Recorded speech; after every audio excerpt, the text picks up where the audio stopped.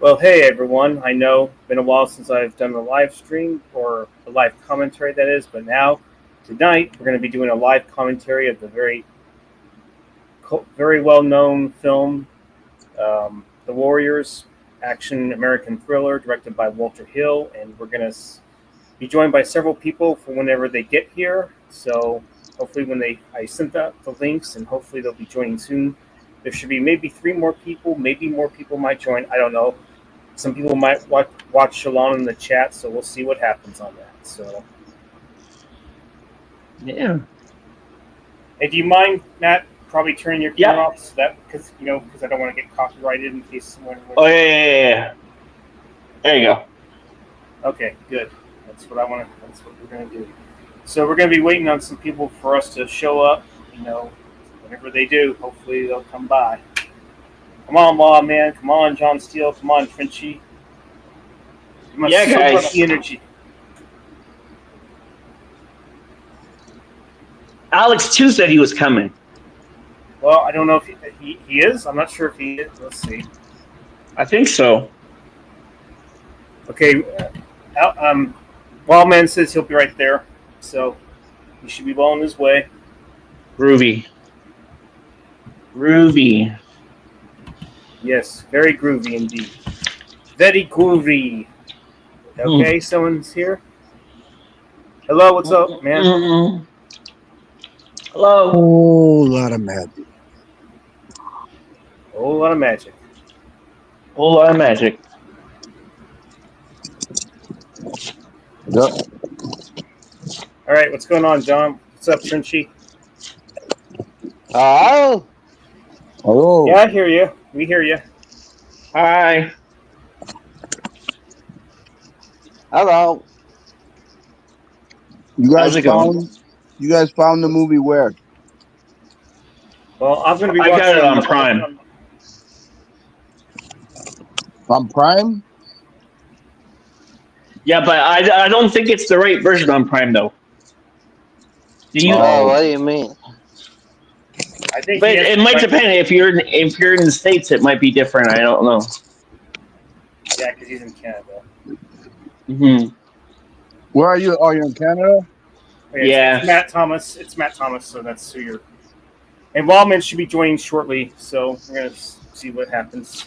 So maybe Alex might pop in. I'm not sure, so we'll see. Okay. Sweet. Well, I assume everybody here has seen the movie. I know I did. So. Yeah. Of course. Well, I was 6 years old when this came out, and it came out on my birthday in 1979, and my grandmother took me to see it. That's awesome. Yep. That was definitely a memory to always retain, right? Yes, definitely. Mm-hmm. It was an unforgettable memory. It never has. It stayed with you throughout this time, and this is a testament to what what cinema is all about. This is Walter Hill at his finest. Yep. Yeah. Yeah.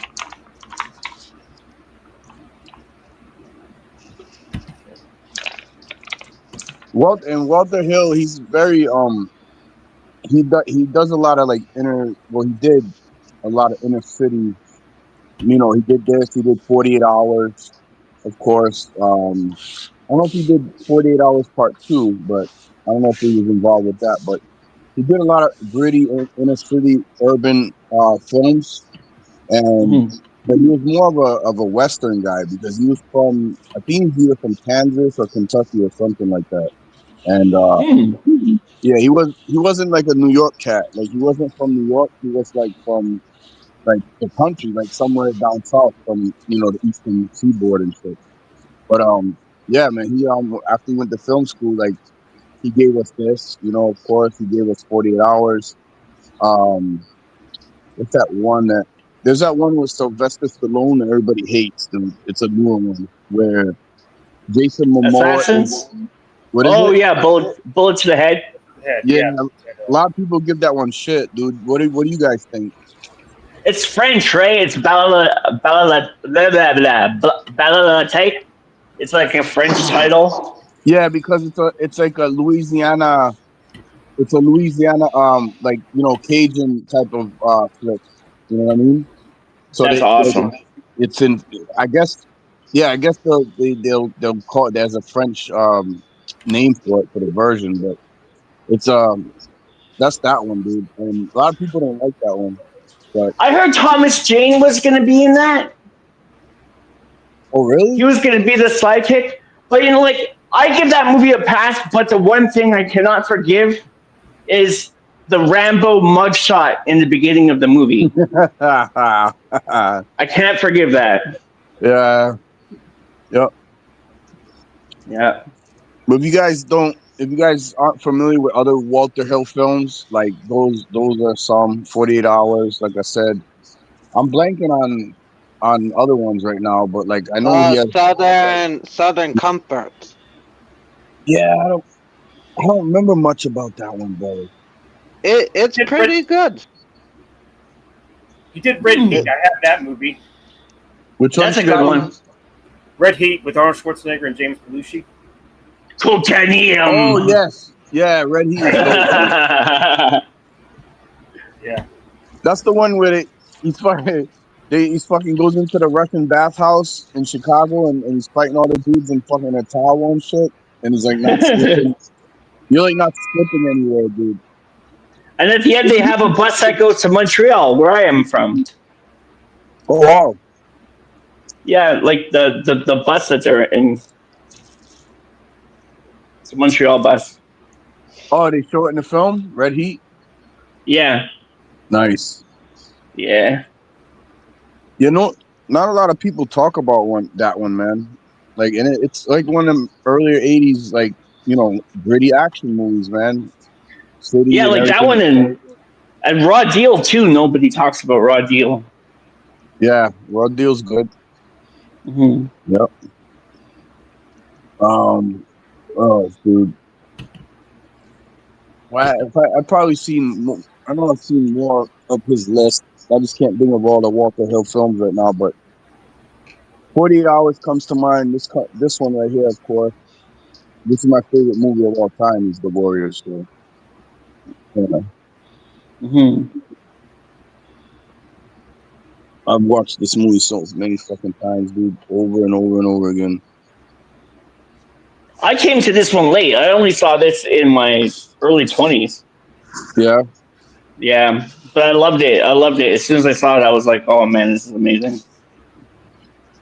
I was at the store the other day and I had a shirt on. It looked very much like the one in my picture, and this dude was like a young dude too. He was like in his early 20s. Like, oh man, that movie's great. I'm like, oh, you've seen it? He's like, yeah.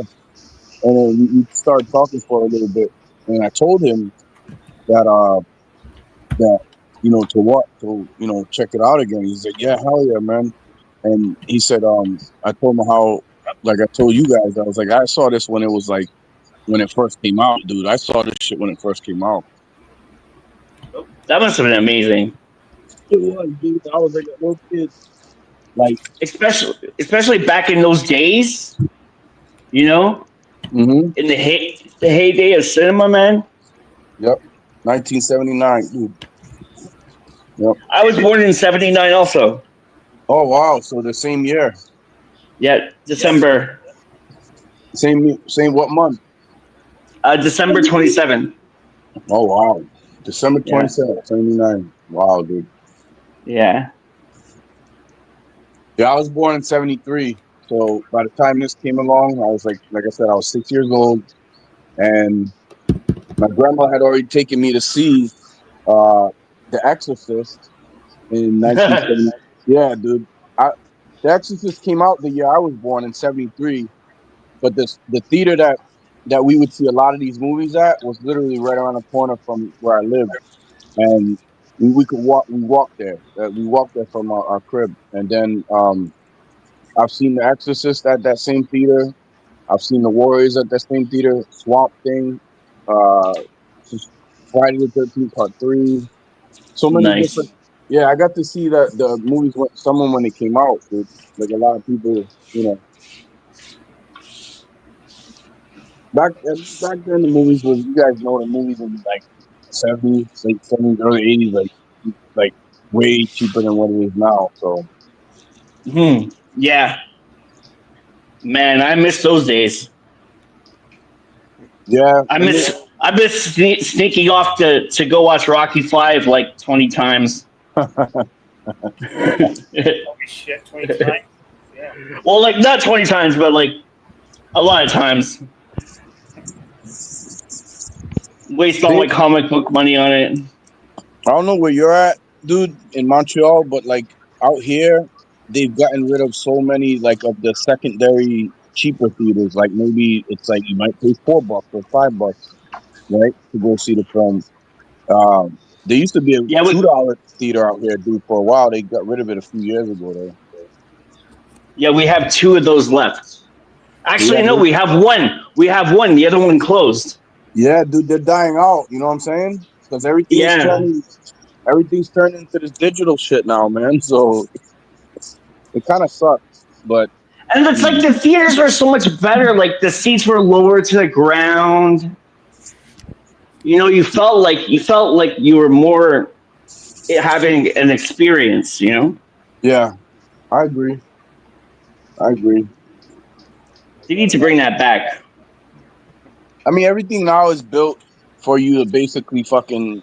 You go to these newer theaters, and I mean, yes, it's comfortable. You can kick back in the chair, but like, dude, you almost want to just kind of like almost sleep in the fucking chair, dude. Now because and I'm not Yeah. talking. I'm talking the more cushier ones when you go to like a different theater experience, Hmm. versus there are still theaters that have like kind of regular seating and stuff, a little bit like more comfortable than the old stuff, but yeah. But like it's just I don't know. It gets the ones now where they get the shaking seats and everything. Yeah. Like the Ford, I've been to a couple movies with that 4D experience type shit, dude. Yeah, that looks pretty cool. I can't wait until they start doing like Oculus in the theater. It probably will. I can't wait for something like that to happen. Yeah, they might. I Because they think did that's the the next step. 4D, right? If they do 4D, they might as well. Yeah, 4D's like where it's 3D. You wear the glasses and everything, and then you're getting fucking the chairs shaking, the smoke blowing out of it, shit spraying you with water. Like pretty much. I've been to what movie? What was the last one I went to? I think it was the uh, fuck, dude. Inside Out Part 2, maybe. Yeah, I think so. Okay. Yep. Yeah, Inside Out Part 2 was the one I went and saw that 4D in. It was alright, though. It was cool. So, We had one guy here who was like, oh, sorry. no, go ahead. It's all right. We had one guy here who was like single-handedly keeping one of those theaters alive. He kept it alive for like 20 years. Yeah. And he was charging like $1 for like candy, $1 for popcorn, $1 for entry, $1 for drinks. So like for $5, you could go see all old prints, like Nightmare on Elm Street, Aliens, just old prints and stuff. But he just went out of business. He was running for mayor, and then he vanished. Were you just vanished? Yeah, he vanished. What the? Like, He lost his cinema. we don't want your cinema. We don't want you as mayor. And that's kind of that's what the fuck's going on in Montreal, dude. That's kind of sketchy, man. Like, what's up with that, man? Yeah. Well, also because you're not allowed to play English movies unless there's a French print that comes with it. Oh. So like, he got in a lot of shit for that. He got fined all the time for that. Like on Halloween and stuff, they would fine him. That sucks, man. Wow. Yeah. Yeah, that's some fucking sketchy political bullshit, man. Like you can't watch the English one if you don't have the French one, because there's some people that want to watch the French up here. So you already man, then fucking go buy your own movie then. Yeah. It's like I don't get it because like if like I was talking to Alex about this earlier, but like if I watch a movie, I don't care where it's from. Like I'm gonna watch it in that language. A lot of times, like Apocalypto, for example, like I can watch that without the subtitles, and I can still kind of get a general idea of what's going on. Mm-hmm. And it's better to watch it in the language that it's from. So I don't get why they're so anal about that because like I watch French movies and I don't complain that they're not in English. They're not Right. translated to English. Yeah, I mean, if you can't, most movies now have, they get subtitles, so you can like whatever language that you need to read. But if you don't Mm-hmm. understand what they're saying, you can just do that. But I I get it. I mean, not all of them do, but a good majority of the films nowadays do have that option. Yeah, And I yeah, agree with you, especially there's a lot of foreign films. I would say like anything from Korea, Japan, Philippines, Vietnam. There's a lot of like Asian language films that you should probably watch in the original language and just read the subtitles because it's so. Sometimes it doesn't come through, like even with the way it's translated for the English subtitles. yeah, So, yeah. I'm trying to get my hands on this Japanese film called Mr. Jimmy. oh shit, Have you heard of okay, this? no, It's this guy who like he started like a Led Zeppelin revival band, mm-hmm. and he's like phenomenal. He's like this Japanese guy. He's phenomenal. He's been touring all around the world, and they just made a movie about him, like a documentary. Yep. So I was trying to find that today. I can't find it anywhere. Probably on YouTube. It's in Japanese language only. Yeah, Japanese and English and French. I guess French because I think they have it here in the store. Right. Yeah. This dude is the front man for it, or he's like the road manager or what? He pretty much dresses up like Jimmy Page and does like all Jimmy Page's moves. Oh shit. Yeah, and like he's got like guest stars that show up on each performance and stuff. Oh wow, dude. It's pretty intense. It gets pretty intense. That's crazy, dude. Yeah. Interesting info there, Matt. Well, anyways, Wild Man's in the up in their stream. So what's going on, Wild Man? You're also a fan. Greetings and salutations. Good evening. I'm glad to beam down and share this moment with you guys. I love this movie very much. Mm-hmm. Mm-hmm. Audi Bob beaming down this time. What's up? I'm looking forward to this. Yeah, I've always loved this movie since I first heard about it back in the early 2000s. I first watched it in 2003, and I was so just blown away by it. And I noticed it has a huge following in the hip hop community, like Scarface. A lot because it's whole gang banging thing and the gangsters and all that. And of course, I did play the video game, and the video game really did a good job expanding the world because it kind of gave the movie a more of a it gave it a more mythical image of that world. It kind of explained more what that world was about. That game, I was hooked like an addict playing that fucking game for like months. Me and my cousin would just play that like over and over, throwing people off of rooftops. Fucking, oh my god, such a good game. Stealing car stereos. Yeah, you get to steal car stereos because and stuff like that. And of course, it was from Rockstar, and they did Grand Theft Auto, so you were allowed to do something like that. Especially for Warriors, Rockstar were the perfect guys to do that game. And this was like because the mechanics work the same as in Grand Theft Auto. Yes, exactly. Because so that they were perfect for that because Grand Theft Auto, there were no bad guys or good guys, and that's what the Warriors. There was no bad guy or good guys, but they were anti-heroes, and also the Warriors was like the first ever licensed IP that Rockstar ever did. That was based on a movie because they were always known for the Grand Theft Auto games. And it's also based on a comic book, right? No, it was based on a novel by Sol Yurick. Okay. Yep. And he said he based it off the story of a Greek story about the kind of like 300. He was trying to think about doing it. It was like an urban 300, but the movie, the book is way different than the movie. It was basically like The Outsiders. It was more like gritty and brutal. But Walter Hill, he wanted to do something different and give it that comic book feel, which was a better style for it. Mm-hmm.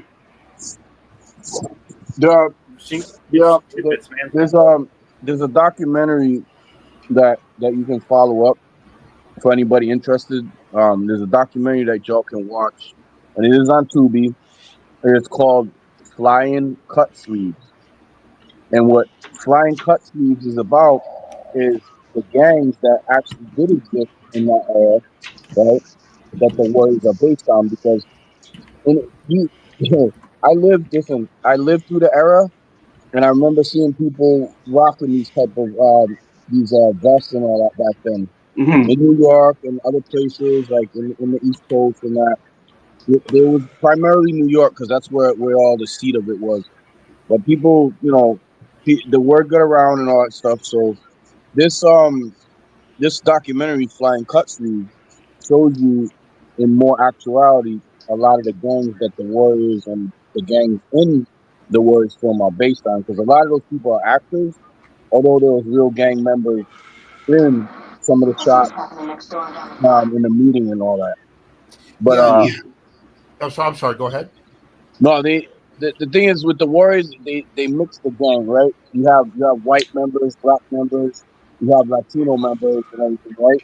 And there's some other gangs that they show that there's kind of that dynamic as well, but that's the more Hollywood version, because gangs back then in the 70s, and as the neighborhoods, they were segregated, not completely. There were neighborhoods that had like everybody living there, but like for the most part, they were segregated. And with the gangs were like, there was black and Puerto Rican gangs, there were strictly Puerto Rican gangs, strictly black gangs, strictly white gangs.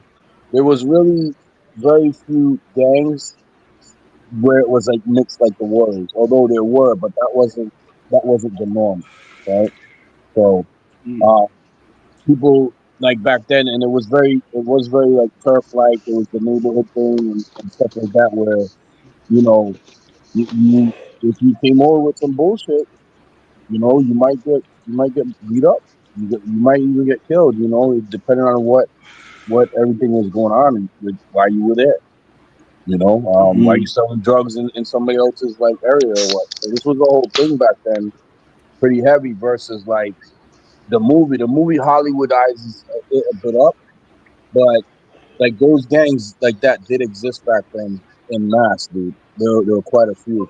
So, yeah. Hey, it's very interesting you mentioned that they Hollywoodized it because you talked about how different how the movie how the gangs in the movie were different from the Hollywood gangs. And what was interesting about it, one specific gang is the Lizzies, the female gang, because in reality there wasn't a lot of female gangs in reality Right. that's why they create the Lizzies, the all female gang. Yeah. Yeah. There was most of the female, like I said, that documentary Flying, go watch it. Flying Cut Sleeves. Then you'll be, oh shit, like you'll get kind of the gist of like how the gangs formed and everything then.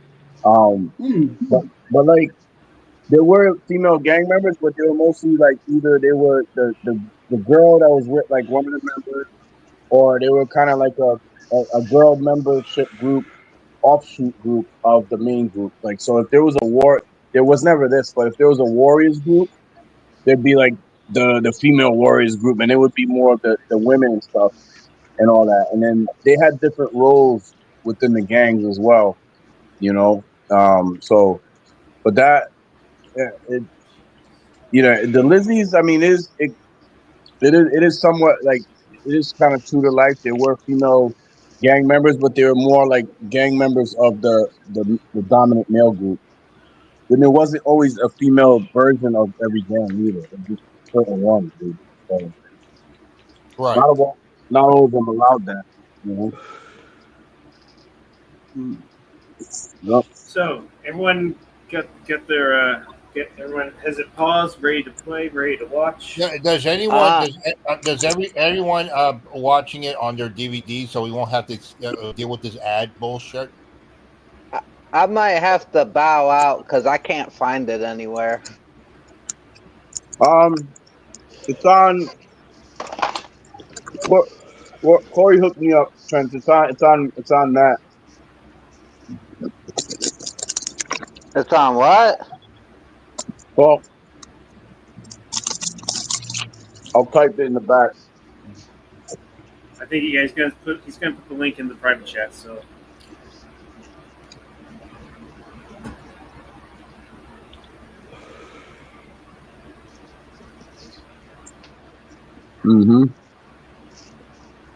okay. Let me see if I can access this. But that's how I'm watching it, dude. Because it is a lot of the platforms we have, Trent, is not featuring it right now. You gotta have Prime and you gotta have AMC Plus or whatever. Yeah, I mean I have Prime, but I don't have the thing on Prime. I also have this link where you can watch online on Microsoft Blend. I'll send it to you too. You see it? I see it. Look, movie, Microsoft Blend. The only problem is that these sites are glitchy when I'm trying to use them. I might have to just watch it on my tablet, which is okay. Okay. I've never. Let me try this. Get over here. Yeah, I was looking for because I swear it was like on Tubi not too long ago or somewhere. It's usually on Paramount. It was, right, Scotty? What's up? It was, right? I mean, the Warriors on Tubi. I'm not so sure on that. Honestly. Yeah, it was like a month ago. My bad, because I'm like, oh yeah, the Warriors is usually somewhere for me. Like it's just one that's always kind of there. And it's like the one time. The one time you want to watch it, it's fucking down. You're in for a treat. You're in for a treat with this. Just like Remo Williams, you're in for a treat with this for sure. Oh, I've seen it a few times now. I do like it. I liked it the first time I watched it, but watching it with like John on his birthday with like Mac and everybody, that just kind of made it even better. You know what I mean? I usually make it a thing to watch it on my birthday every year because that's when it came out. It came out on my birthday, so I'm like, let me watch my favorite movie. So, this is also a great Halloween film. It is because of the whole thing with the baseball field. I think the video game came out in October as well. There was have you seen that show Bootleg Universe? No, I never heard of it. No. They have a director who came on who pitched the Warriors 2. He did the whole pitch. He did the whole movie on the show. I have a problem with that. Like, I've said that. I don't know. I think the commentary for that might be better suited for after this film. But like my overall feeling, I don't think if they would have ever done a part 2, I believe they should have done it in the early 80s, probably no later than 87. But the fact that there's a lot of things that don't exist anymore as far as like props for the movie, and like there's entire locations that look different. I mean, you don't have to have the same locations. You could have put it more in one of the boroughs in New York. You could have had it all like the next movie be all in Brooklyn, all in the Bronx, all in Queens, all in Staten Island. But like, um, it's the time passed a long time ago for them to try to remake this film because the main thing, the trains, the subway, does not have the graffiti all over it anymore, and it does not exist the way that it did. It they've changed lines, and there's some lines Yeah. that don't. So the subway itself was its own character in the film, and they can't they can't replicate that, man. So Plus, too I think many I think like cameras now. yeah. I remember, I think just having the first one is good enough. Just yeah, having Warriors 1 is good enough. like the continuation almost felt like the game, even though like the game was the actual film, but then you fought other gangs. But it almost felt like that was a nice continuation, like what Wildman said. He Yeah. said like they got a backstory for them, and they got a backstory for some of the other gangs, and you see why what's going on with it and all. That was Mhm. a fantastic game. and they brought back half of the original cast for that. Yes. And also, speaking of remakes and the sequel to this, I remember back in 2005 at Tony Scott, who directed the Top Gun, and I want to give a shout out right quick to Zero Cool 8389 John. He just did a review of Days of Thunder, which I requested. I owe you. I thank you for that. I really appreciate that. Tony Scott was supposed to do a Warriors remake. It was supposed to be almost like 300. Supposed to be like 3,000 gangs all over the city, and it's like, and I'm glad it didn't happen.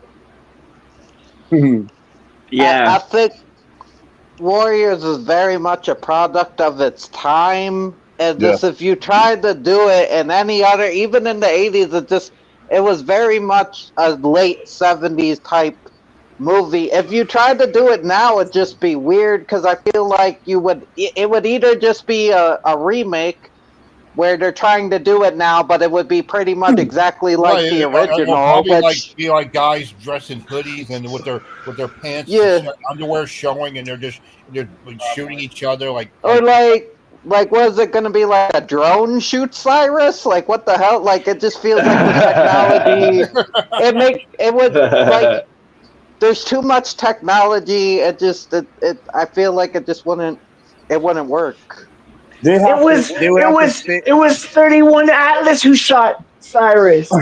they'd have to like you said, man, if they did a full like re-showing, retelling of it, they would have to actually keep it in the same era. They'd have to keep it in the late 70s, very early 80s to kind of sell it, because nothing after, like I said, nothing after a certain time frame in New York City works, dude. You can get into like Yeah. somewhere in the mid 90s with it, but even then it's like you start seeing, before that you start seeing some of the changes that were occurring all around New York City. I think that guy, that director, I think he wanted to change it way too much. The other guy, I can't remember his name. He wanted to do like so much time has gone by that it's kind of like post apocalyptic, and each gang is like a tribe, and they all live in hollowed out pieces of the city. They did film. They actually did films like that are kind of what some people joke about, that are like knockoff warrior films in the early 80s. There's a few films that the Italians that they made foreign.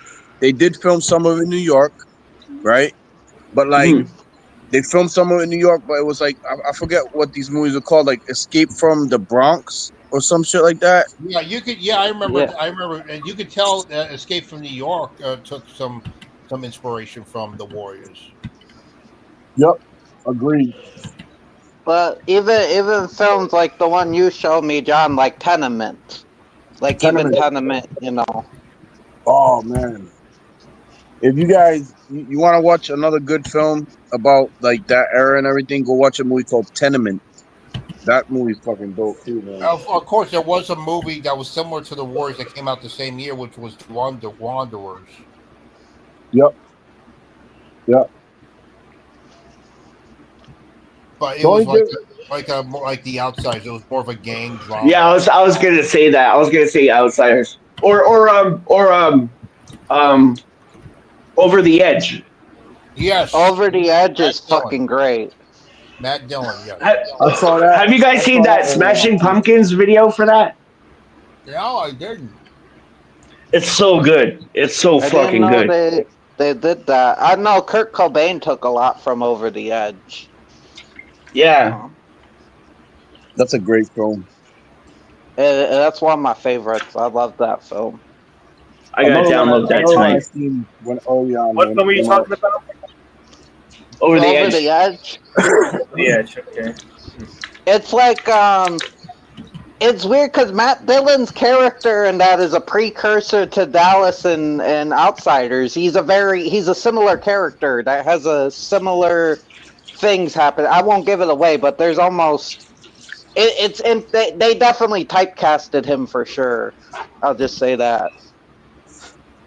Yeah. Yeah, Well, even because go ahead, wow man. Sorry. he was doing other similar movies like that, like My Bodyguard. He was doing similar characters similar to that. I was gonna say that same thing. Wow man, that same thing because I like that movie a lot too. My Bodyguard. That's a good movie. Yeah. Of course, the text was a text which was based on the book by S.E. Hinton, who did The Outsiders. Mm-hmm.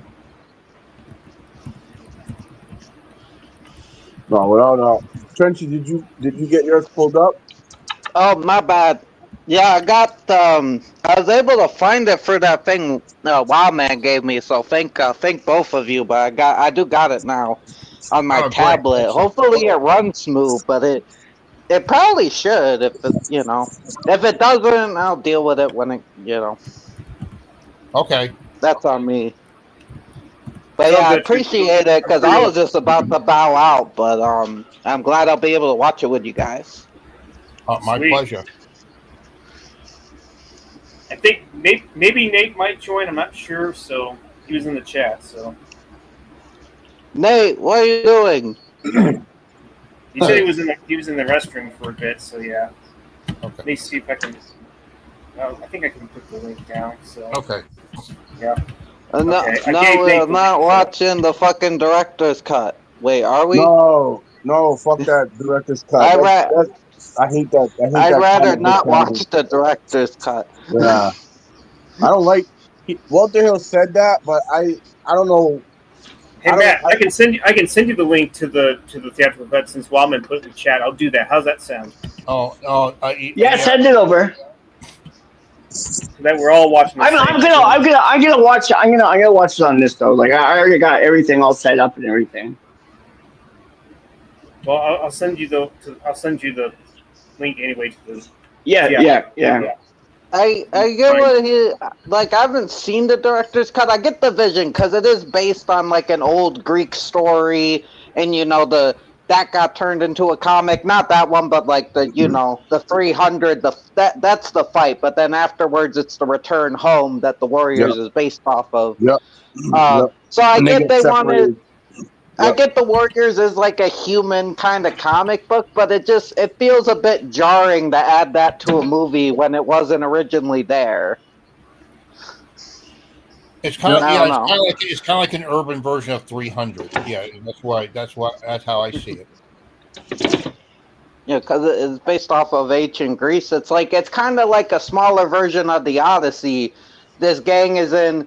After this big war or after this big thing happens, they have to travel through enemy territory to get home. Kind of like the Odyssey is a big thing to get home. The 300 of Thermopolis or whatever they called it. Yeah, of course, it was called. They're called the Warriors, which is very suitable because the mythology. Because they were warriors, the Greek warriors, because they're modern day warriors. Yeah, so the title fits it very well with the Greek story. It's a metaphor. It's a good retelling. That's like my thing with this. What we were talking about earlier with the remake. You should remake something if you can bring a new spin to it. And I feel like with the Warriors you can't. Like I feel like everything interesting is already done in the first one, and if you try to fuck with that, it's gonna take away more than it adds. And I like a lot of remakes, but I don't know. I don't see them pulling this one off, in my opinion. Maybe they could, but I just don't see it. Well, Also, no. Oh, Oh, go go ahead. ahead, Wild Man. Go ahead, my bad. I was they actually I think I saw. Hey, Lucky, what's up? Oh yeah, John, this is Lucky, Matt's rabbit. Oh shit! Hey, Nice.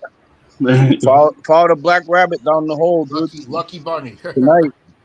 Yeah, he's the lucky. Oh, gray rabbit. Yeah, I was saying they did a comic book sequel that takes place afterwards. I know there's a comic book sequel that takes place after the movie. Yeah, I used to have the I think it was 4 or 5 issue series, dude. I used to have it somewhere. That one was good. That was actually good too with what they did with that, dude. So yeah, I quite enjoyed that. If they remade it nowadays, like I said, dude, they would have to keep it. They would definitely have to keep it in the 70s, the same era. They could even get away, like I said, with like 1980, between 79 and maybe 84, 85. Go no further than that, but they wouldn't film it in New York. No disrespect to Canada, but they would likely film it in Canada. And it's like the Warriors, Yeah. dude, you're supposed to have it in New York because these represent those gangs of that time that were there. So anybody who sees this film that ever grew up in New York is going to recognize certain, monuments in New York and stuff like that. You're going to see Hey, have you guys seen that movie? Have you guys seen that movie Street Smart? Yeah. Yeah, Yes. I actually saw that because of John. Yep. That's like New York, right? New York, Yes. but half of it's filmed in Montreal. Yeah, they've done that a lot, dude. Like I've seen that a lot where they mix match some of the places, like, and I guess it's because of like tax incentives and shit. Like with certain films and Montreal, you ain't gonna pay this much for this, so we're gonna film. They'll try to disguise it. They do it they did it with the Batman. They did it with a lot of new movies that They come did out. it. Like, They even did it with Escape from New York, of course. yes, dude, yeah, St. Louis, dude. St. Louis, Missouri was part of where they filmed that and stuff, dude. It's crazy. And a lot of the New York scenes were built models, dude. Like so many New York scenes in Escape from New York were models that were built. I want. How about this? How about if they shot the Warriors or a new version of the Warriors in Chicago? I would love that. Chicago would be awesome. Chicago, maybe in the 70s, dude. That would be fucking wild, man. That would be wild, man. With the mob influence and all that. Holy shit! The prostitution, the fucking craziness of the fucking 70s in Chicago. That's the thing. The bands, the music scene. Wow. They could have actually captured some of that element in this film too in 1979, because what they don't tell you about the gangs and stuff is that some were employed by people in the mob to go take out certain other areas and stuff like that. They'd hire like underlings in some of these gangs to be like, hey, you go over here and start a fire in this building, because they would get money off the insurance if they burnt buildings down.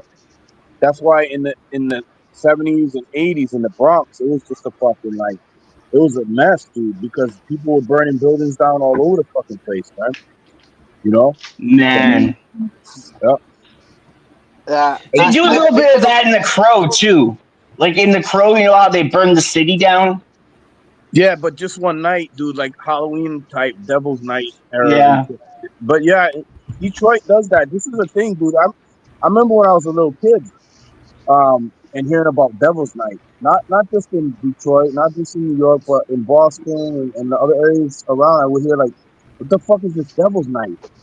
And then somebody told me, oh man, people going around fucking lighting cars on fire and all this other shit. I'm like, for real? Like, and then like it happened. It started happening in my area where I lived, and I'm like, oh shit! Like, what the fuck is wrong with people, man? Like, the little Halloween kids walking by, fucking burning cars. Yeah, the 80s were definitely, like, I remember the kids in the 80s were fucking rough and mean. That's me, dude. That's my Like, whole era. My whole era is from that, dude. Yep. man. Yep. And this was before the kids the gangs weren't fighting with guns. They just had knives and chains and bats and Yep. that's another that Yeah. back then gangs were different. That's another thing about the wars. It was his own thing back. It was a different time back then, which doesn't fit today because all the gangs are with guns and Yeah. And Well, people, it shows the passion, you know. It takes a lot more guts to go in with a baseball bat than a gun, you know. gangs with Yeah. gangs back then would always have guns, but they didn't have them like they have now. Like there was every single member wouldn't have a gun. Like hit, like you didn't go to like some little armory, right, to meet up in the conclave. It's like, yo, come over here, and we'll hook you up with some stuff, and boom, boom, boom, and everybody. Mhm. Imagine all the gangs in this film, all fucking just with guns and shit and everything. That's why the dude says no guns, no anything, no to this meeting, Mhm. right? Well, So yeah, I Mhm. see what you mean by that. Yes. so the two people with guns in the movies is the Lizzies because one, they're at a disadvantage because obviously they're not going to be the take on the dudes with strength, so they have to use their brains and they have to pack heat, to compete. Mhm. And then fucking Chuckle Fuck in my picture, he has a gun because he's a slimy bastard that doesn't play by the rules. Yeah, Luther's his I'll name. shoot you full of holes, warrior. Yeah, so those are like the two that kind of have guns because they're like more at a disadvantage, so they gotta. well, there's a whole you're forgetting. There's a whole nother gang that has and they all wear the same color. They all wear blue, and they're the only ones with all the guns in this movie and shit. It's the police. So they're Yeah. they're the, they're the other gang in this film that nobody talks about. But this one movie, but there's this one movie in the '80s that dealt with gang violence, and they did have a lot of guns. It really showed you that how gangs in the '80s were escalating when it came to guns. And I have to bring this up because they mentioned this in the Warriors about. Of course, I'm going to mention the title. They mentioned about Take Off Your Colors. You know the movie Colors. Yep, yep. Yes, I do. Mm. Yep. Yeah, they were killing each other because of their colors. They were rival gangs, and the cops were in the middle. As Sean Penn and Robert Duvall's character in the. I mean, I grew up in the era, dude, and I grew up in a time. Like I said, I'm born in 1973, so will be in this movie next year will be 53 years old. That's how that's how old. Well, no, actually no, it won't be 53. I'll be 53. This movie will be 6 years younger than me. So this movie next year will be 47 years old, I believe. Wow. So yeah, Currently 46 years old. And that's how old you'll be in December, right, Matt? Mhm. Yep. I'll be 43 in November. And I'll be 41 come December. So. yeah. You guys would have been like when this came out. You guys would have just been. Some of you guys would have just been being born and would have been like real little kids, dude. You know, and I was like a real little kid when this came out. So like I 6 years was old, dead. man. Huh? I was dead. What? You just weren't alive yet. Meaning you weren't alive yet. You were. I was 98. That's when I came in. Oh my god, I have beer left. Yes. You know what I love about this film is everybody That's what my that parents I've said ever when I was talked to born. about it has never had a bad word to say about it, and everybody absolutely praises this film. Anybody I've ever talked to about it, dude. I mean, This is a classic.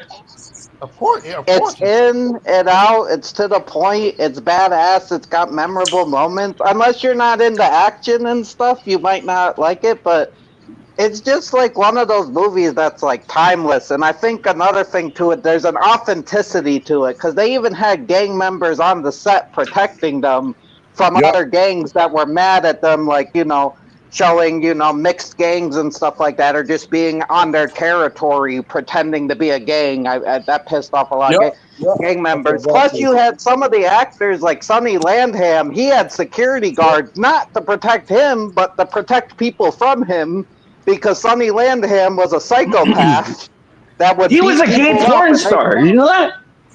Wait, what? Sonny Landham was a gay porn star? Yeah, he used to do like yeah, he used to do like bisexual content back in the OnlyFans days of the 70s. Oh my god. I did not see that coming. Okay. That's a thing. Neither did the other guy. Oh Jesus! Oh, no. I don't want to see Sonny. I don't want to see Sonny's little that much. I don't want to see Sonny's little Billy. Wait, Sonny Landham, who's that? Dude? He was no man. movie. He was Billy. He was Billy in Predator. Yeah, he's also in this. Is he Ajax in this movie? Is he Ajax? No. Yeah, Ajax. Ajax is exactly like my brother. Looks exactly like my brother. No, Chief. That's Chief from fucking One Flew Over the Cuckoo's Nest, right? No, that wasn't him. That wasn't him. He was in 48 Hours. He played Billy. Oh, I know who you're talking about. He played in fucking in Predator, right? Yes, Billy. Yeah. He's in this movie too. I don't know. Is he Ajax or is he not? No, Ajax is the other guy. Ajax is James Remar. Yeah. Yeah, he acts like not acts, but his mannerisms are exactly like my brother. He looks exactly like my brother. He stole the show in that movie. He stole the show. He's like everybody's favorite warrior because he didn't give a shit. Yeah. Yeah, he's my favorite too. Wow, man, you like how they pick up with his story in the comic book? Remember, that's what they do to kind of. They plan to go break Ajax out of jail in the comic book. We watch the movie, or you want to talk to it now, or I'm just saying. Okay. Who plays Swan in the movie? Michael Beck is his name. Yeah, Michael Beck. Okay, I thought that was James Remar for some reason. I don't know. No. Yeah, but James Remar, he stole the show in this as Ajax because he's like everybody's favorite warrior.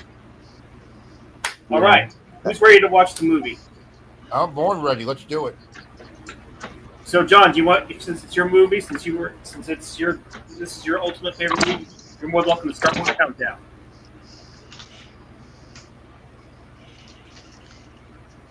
I think he stepped away. Thank you, you're embarrassing me right now. I brought you in. I'm the one who brought you in. Well, I'm not trying to embarrass you. No, I brought you in, so I feel responsible for you not knowing. Yep, I think Nate's here, so there we go. Greetings, Oh, Nate. shit. Nate, get Sorry, the I'm movie. late. No worries, it's all good. We're about to start watching the flick. So, John, since it's your movie, since this is your ultimate favorite movie, you go ahead and start the countdown. Well, Nate, is Nate ready? Yep. He's All ready. All right, so let's do it in 5, 4, 3, 2, 1, start. All right. Paramount, baby. Yep. Or Paraprix is what Ramble Ralph for Life calls it. Yeah, Tom Cruise's favorite company. Wonder Wheel. The Wonder Wheel. Well, I hope this is the theatrical cut. My mom got stuck at the top of that when she was young because they went there and shit. And Oh, Jesus Christ. Yeah, like she was up there for 2 hours, dude. Like almost 2 hours. She was like, stuck around the top area. Oh, this is the version with the comic books. Oh, yours is? Yeah. I've never seen this, so I guess I'll check it out. I didn't get no comic book stuff yet.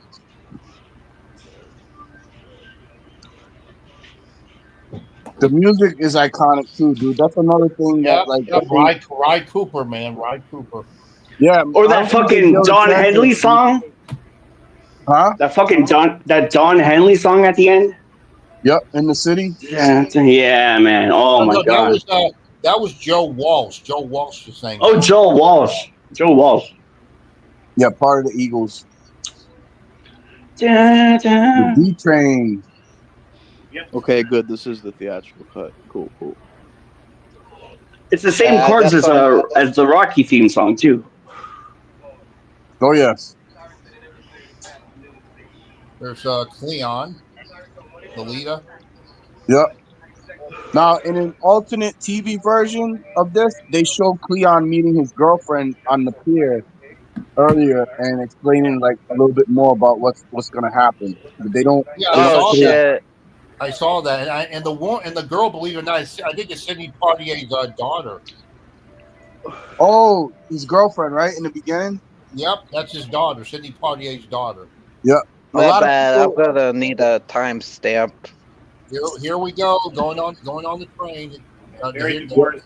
Yeah. this music is perfect, so perfect. Yep. I think this is. I think That shot reminds me of like when the subway train goes by. It reminds me of the No Quarter video. That's what I'm saying, dude.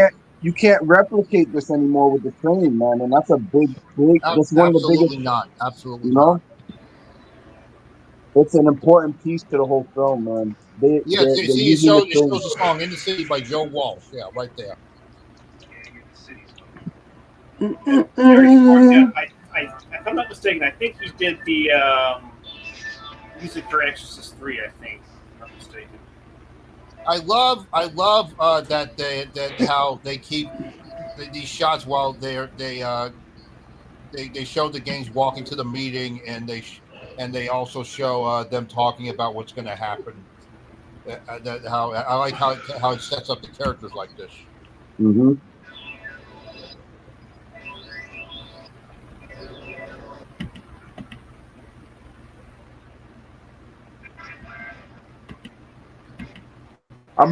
When it gets to it, I'm gonna show you. I'm gonna tell you all something funny when it gets to that part. I'm gonna ask for a timestamp when I get back. The movie started talking to me in Spanish, and I'm like, "Oh, this is not good." There was some Spanish guy reading off the credits, and I'm like, "Oh, so they're gonna be like, he's running down the street," and I'm like, "I can't do that right now." See where they just paid for the train tokens and shit. Half of those dudes would have jumped the fucking turnstile and just got on the train without paying, dude. So there's no, that was always kind of funny to me with this. Because I remember doing that shit, man, not paying.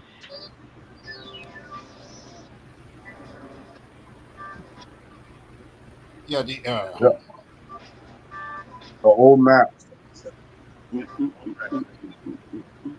You can hardly tell where these guys, the gangs, are extras or they're actually are gangs, because I know there were some actual gangs that are in the movie.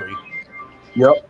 I think I just saw. Is that Frank Marshall? Is that the same Frank Marshall that's married to Kathleen Kennedy? Or Yes. I think so, because he worked with Walter Hill in this. Yeah.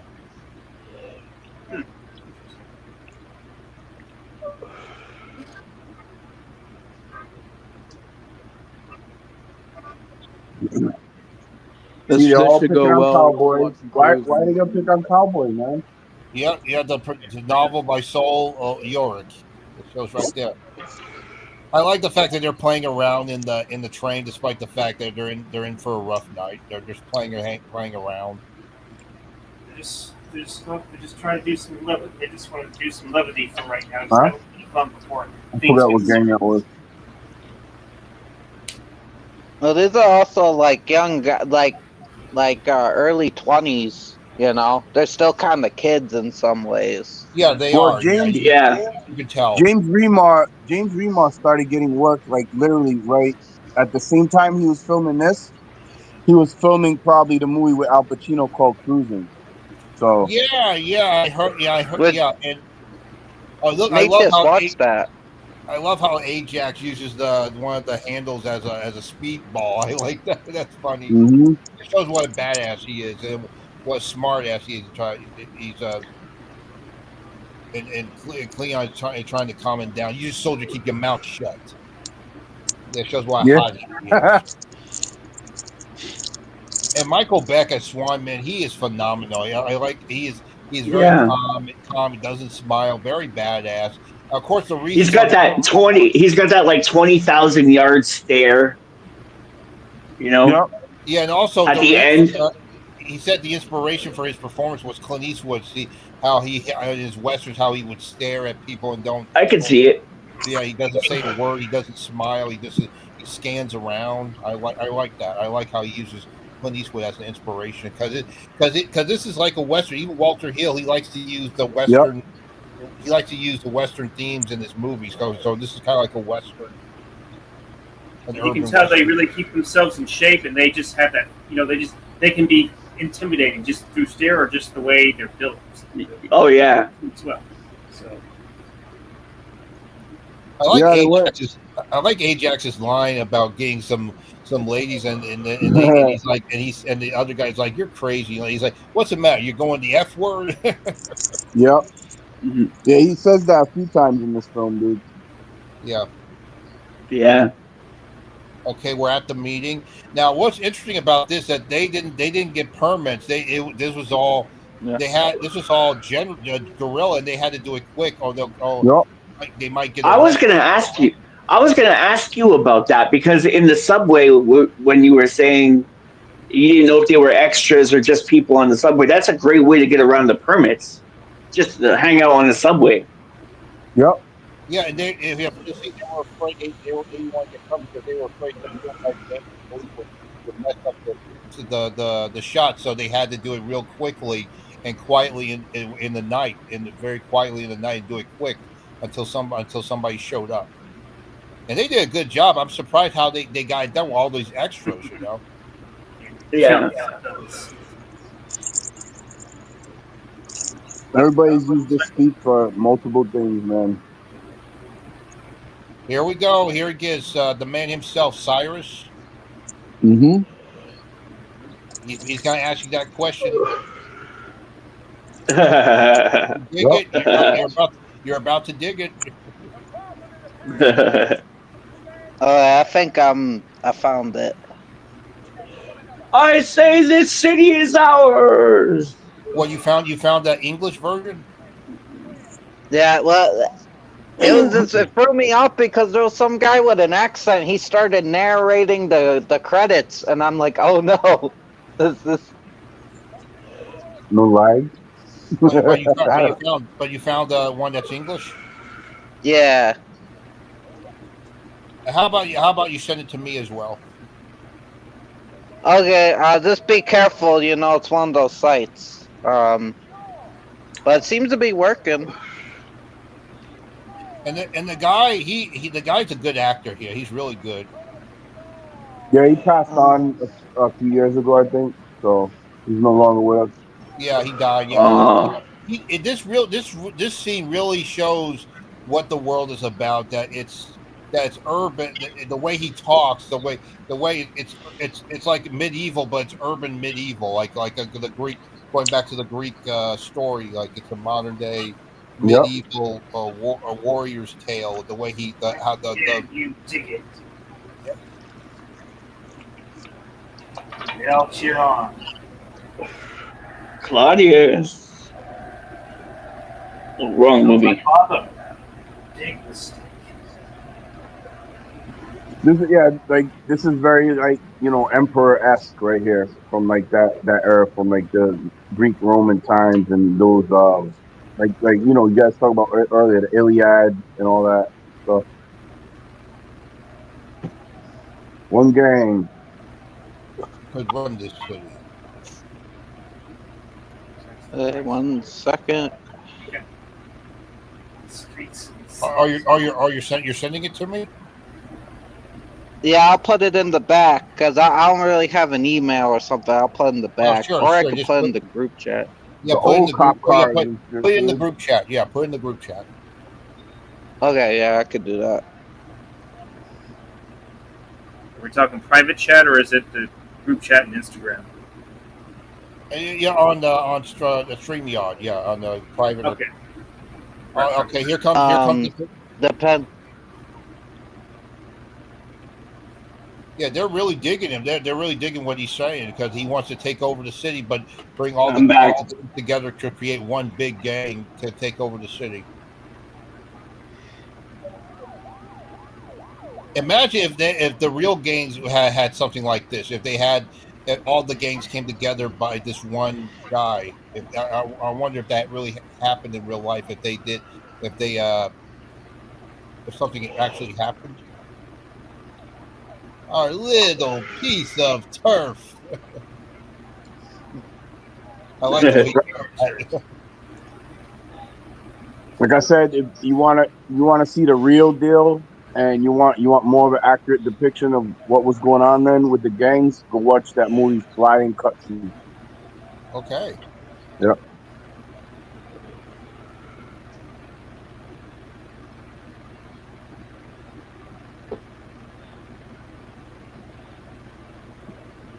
All the games. Because it's all our turf.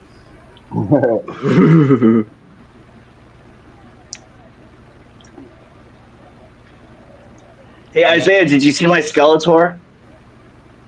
No, I haven't. I sent it to you. So check it out. I'll check it out. Yes. Here comes trouble. Yep, here comes Mayor Patrick Kelly's. He does have some of my favorite lines in the film too, though. He does. John. Yeah, he's a good actor. Of course, I first met him, saw him as my first introduction for him was Sully from Commando, of course. Yeah. Mm-hmm. Yeah. Mm-hmm. I lied.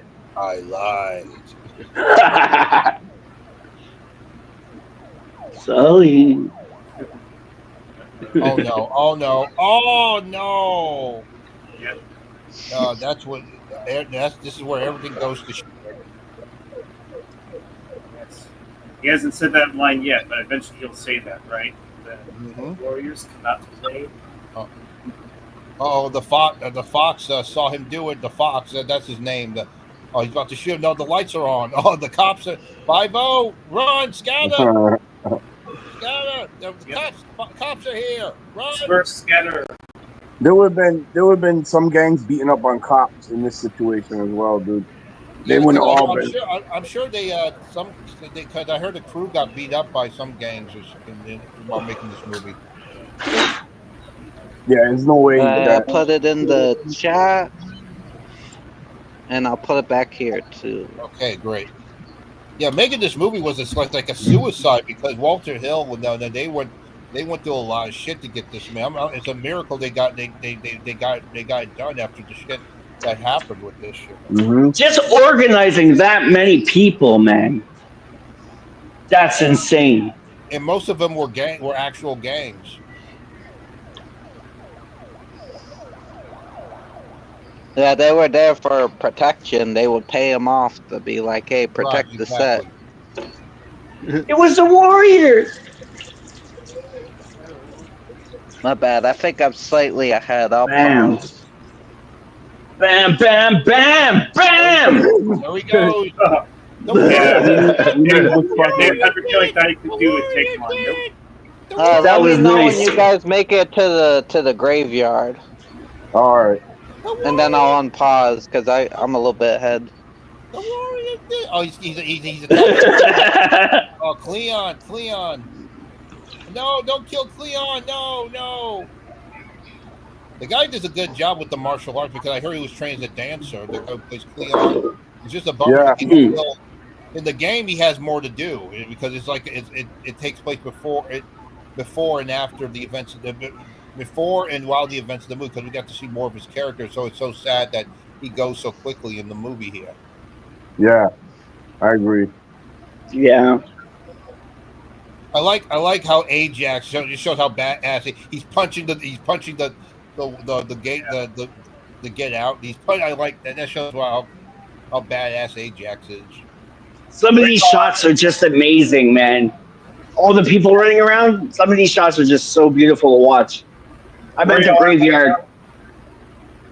The way that she's coordinated is what's the minutes where you're at? Are you at 16 or close to that? Oh, I'm at 17:36. I'm at the graveyard part. Yeah, I'm at the graveyard. Yeah, same here. Graveyard. They just arrived at the graveyard. Yeah, I'll play. I'm at the graveyard. Yeah, they're trying to play a little. Everyone quiet. Everyone, yeah, quite quiet. Sirens going nearby. See. Is Swan talking this moment? Yep. Yeah, they're kind of regrouping. Yeah, I like. This is where I like. This shows you what a cool guy character Swan is. He's calm. He takes control right away. He was second in command for Cleon, so you can tell he really has the balls and guts of a leader here. Yeah. And Michael Beck does a phenomenal job, man. He was born to play this role, man.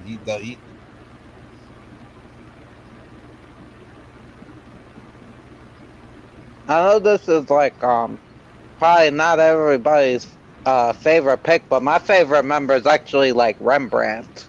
I always thought he was cool. Like unique because he's the one that can't really fight. He's like the kind of the most he's a graffiti artist. Vulnerable. He's a graffiti artist. Innocent one.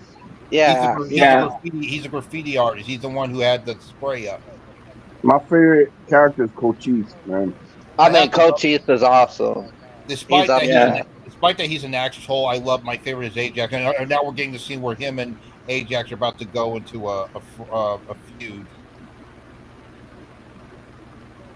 Talking about he wants to be the leader, but he's a hothead. I think Cochise in the game was one of the strongest fighters as well in the game because he had them fucking boots on and shit. The kicks that they had in that game were crazy. I just love Swan's look. It's very intense. I love his look where he's arguing with Ajax. Yeah. Very intense. Very calculated. I will say Cochise has the most aura, man. Cochise is like, he's very mad. Like they all are, but you know that man. Yeah, I love his. I love him. You feel it.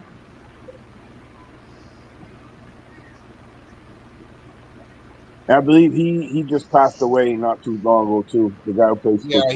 I heard he died of AIDS. Oh, I don't know. Yeah. I didn't know he had AIDS. It was the Warriors. Yeah, he's about to spray he marked the spot. That shows his character is a graffiti artist. That to let them know that the Warriors were here. That's what that's what Cleon told him. Remember in the game he had to tag everything? Yep. In the game, yep.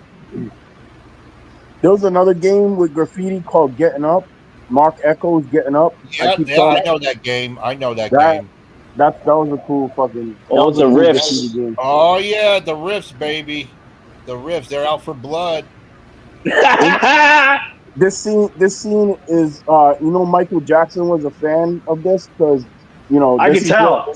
This is where he took the theme for Bad from. No surprise. I'm not surprised by that. Of course, that video was directed by Martin Scorsese, by the way. Wesley Snipes, no? Wesley Snipes was in it. Yep.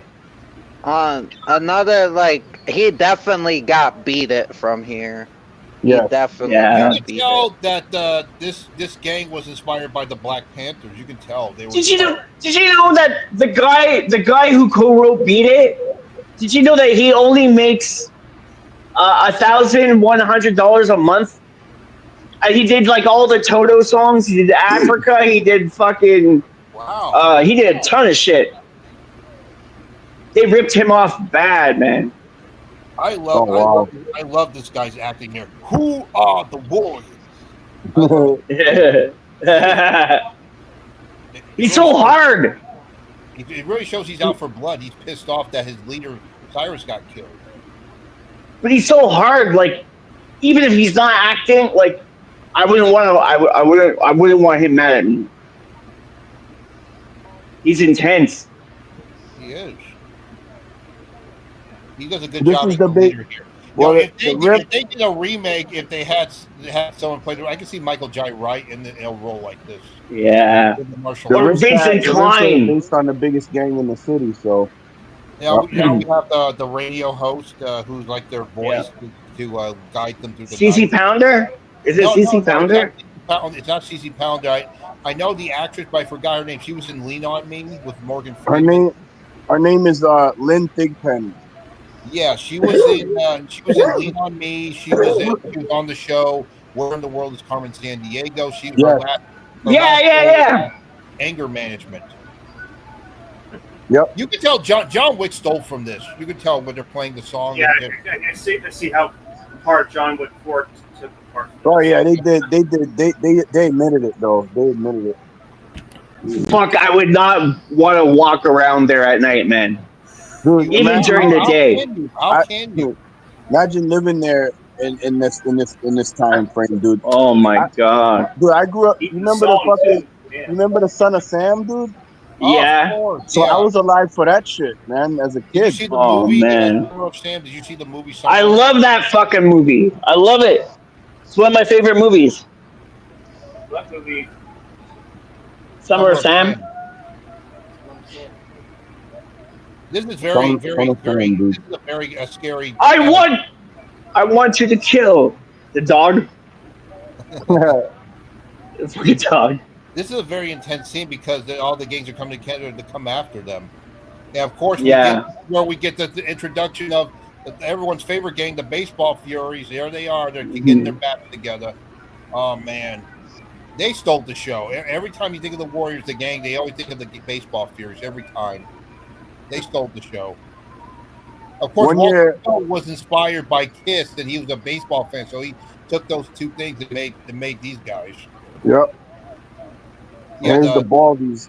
Yeah, the skinhead, but the TC Turnbull. I like the fact that they're not white skin; they're both different skinheads, black, white. I think. Well, they even showed that this same gang they showed in the Wanderers as well, and of course they were mixed. They were mixed gangs. And some of the actors from the Warriors was in the Wanderers. It came out the same year. Yep. I love this scene with the lightning and the rain. It's very, very perfect. I love it. Yeah. It really shows their desperation. You know what it reminds me of too? It reminds me of Cyborg a lot. Yeah, definitely. Vincent Klein would have been amazing in this movie. If they were going to do a sequel, I could see. If they were actually going to do a sequel, I could see Vincent Klein in the role for sure. Yeah. I like the fact how the streets are all empty. You can tell they were shooting this at night. I like this one. Yeah, you can tell they were shooting this in the middle of the night at midnight because there's no people out in the streets, and it was guerrilla. Yeah. It was guerrilla filmmaking. Some of it. Yeah. Rocky was done like this too. Yeah. Of course, and the Driller Killer was also done very guerrilla filming.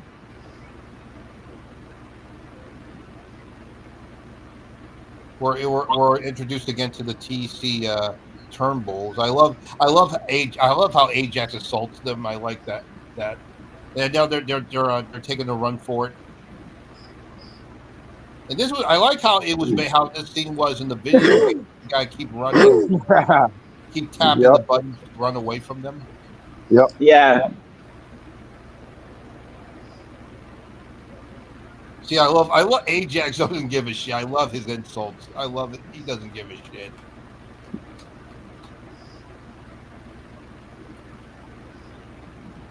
So Fox was originally supposed to be the lead as like what Swan took, but Fox, him and Walter Hill got into a situation.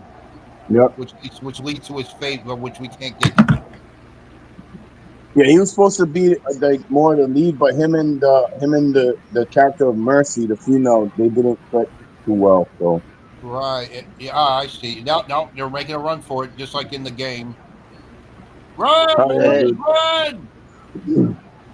This is intense, one of the most intense parts right here, dude. Like fucking. Ajax has to get his shit in. Boss, dude. You're out running a boss. This is well shot. This is such a well shot scene right here. Yeah. I love the way the light glistens off the pavement. Yep. Oh man, it's beautiful. It's very gritty. It really shows the time, the sign of the times. Yeah. I love how Ajax just flips them off. I love he gives them the bird like he doesn't give a shit. I love him. I love Ajax. He doesn't give a shit. It's almost They ain't bothering to put no Yeah. fucking. They ain't trying to put no coins in that turnstile. They're just jumping over it, dude. Yeah. And I like the fact that Ajax is the only one who's wearing gloves. Those fingerless gloves that gangs were known back then to wear. He's not the only one who wears them. I guess that guy shows you he's the toughest and baddest of the bunch. I wonder how many of those people tripped when they were jumping over that fucking turnstile. Fucking. Don't they did it all in one take and shit? Yeah. They get inside the subway and everything. That was a fucking door. You know what? If the Turnbull ACs would have caught the Warriors, they probably would have been fucked up, dude. It would have been a wrap Yeah. for them right there, dude. Now the guy here, Cowboy, who's laughing. You know who was originally supposed to play him? Who? Robert De Niro. Wow. I can see it too. I can see the typecast. Yeah. And the guy who plays Vermin, he looks a lot like Richard Gere every time I look at him. Mm-hmm. And I heard, check this out, I heard that Tony Danza was supposed to play him, but he was busy doing Taxi at the time. Wow. I don't know, man. I just fucking can't. I can see that too. Danza. For me, I can't see Tony Danza in this film, dude. It'll probably show people who's the boss in this movie. He takes Angela. who's the boss to whom level. Fucking Mona's with the Lizzies. So, you see this thing on fire, right? Like the fire, they're burning the subway and shit. Right here. There are fires. There are fires back in this era going all over this in the Bronx like that all the fucking time, dude. Yeah. People are burning down buildings and shit on purpose and not on purpose, and it was a thing. And of course, the blackout that happened. Well, that happened during the summer too, man. Yeah. So, which imagine you got fucking everybody's talking about a serial killer in the city, and there's a fucking blackout, dude. Fucking insane. You know, there's another movie we got to mention when it comes to New York and the stuff that was going on around about that time, which was inspired, Escape from New York along with the war, Death Wish. Yep. Yeah. Death Wish 2, baby. I love this part. Yeah. He this really shows what a crazy character Luther is, and David Patrick Kelly is such a great actor. Again, I knew him from Commando, but this is, of course, it's his most memorable role, his iconic role. Mm-hmm. This is one of the scenes that The Road. He plays great villains, though. He's also good in Dreamscape as the villain. Yeah. And The Crow. The Crow, too. He's amazing. Yeah, He's in The Crow. Yeah. He does. Speaking of John Wick, he was in John Wick, the first one. He was in that. He played the police officer who visits his house. Yep. Wait, David Patrick. No, he was the one that came to clean up the bodies of John. People that tried to assassinate John. He was the cleanup crew guy. He's such a snivelly little fuck in this movie. He's so good. I know. Yeah. And that's why they hired it. That's why they hired him. That's probably why he got the role of Sully in Commando. You know? Exactly. Hey, what about the money you owe? What? I love that part, dude. It fucking makes me laugh all the time. What? I love how this movie has a lot of dark humor in it. It's like the situation going on. It's such great dark humor in this. Orphans. Oh, the orphans, man. Of course, the leader has the best line. We can't get to it yet, but when he says it, he has the one of the best. Like the way it's shot, the way he looks at the camera. So the guy with the fro that stands next to the leader is who I went as one year as his name is Apache Ramos, right? And he's who I went as Halloween one year, like many years ago. Oh, did you have the razor? Yes, I did. Oh, yep. A real one, one too. And my boy was the baseball fury, so there's like a picture of him like chasing me and shit, dude. So. What I like about the orphans is, yes, they're not really the strongest gang, but they have the biggest numbers because they just take anybody. Like, they literally, like, that's how they see them, as, like, trash, because they just take people off the street. But they are the biggest gang, they said in the movie. Because they're literally just a bunch of people. And I like how this part is like everything was cool, and then this lady has to come in the movie and ruin everything. The bitch came and fucked everything up. Yeah, I like her character. She's cool later on, but it's like, yeah, this did not need to happen, and you had to come out here and talk shit. This is Richard. This is Richard Grieco's brother right here. No shit. That's Richard Grieco's brother, who's also in Street. Oh my god. This guy was also the cable guy. Johnny Depp any day. This guy. I'm Team Grieco. Sorry. This guy was also in the cable guy in the scene where they do the karaoke and shit. Oh man. Yep. He's got such a unique look to him too, huh? He's got that weird eye. He's got that weird lazy eye. The lazy eye. like Forrest Whitaker, you know. This guy also had passed away not too long ago. Wow. Oh man. Yeah, he's dead, dude. No. Fox, Fox is still alive because I just saw him not too long ago in the movie. This guy's the little shorter guy is the guy I went as for Halloween. And as far as I know, he's still alive. Yeah, I see a lot of conventions on YouTube on them. We don't got one. They're trying to human him here. We'll let you go. Up until. Of course. Always gotta be a female too, bro. Okay. Deborah von Valkenburg, dude, who was in Too Close for Comfort show and shit. I first saw her in a movie with Terry Hatcher and Andrew Dice Clay called Brain Smasher. Yeah. I've never seen that, dude. Giacomoto, who played Chosen, he played the villain in that movie. She played that shirt. That shirt is amazing that she's got. She's got a great outfit. That's an amazing shirt. Must be very cold in there. She did come back for the video game. That was cool. Actually, the first movie I saw her in was Mean Guns, believe it or not. Oh, I love that movie. Mean Guns, I like that. She's trying to get the hots for Swan already, and Swan already has the hots for her, but he's trying to stay in the game, and she's trying, and she's being a smart ass, fucking everything up for them.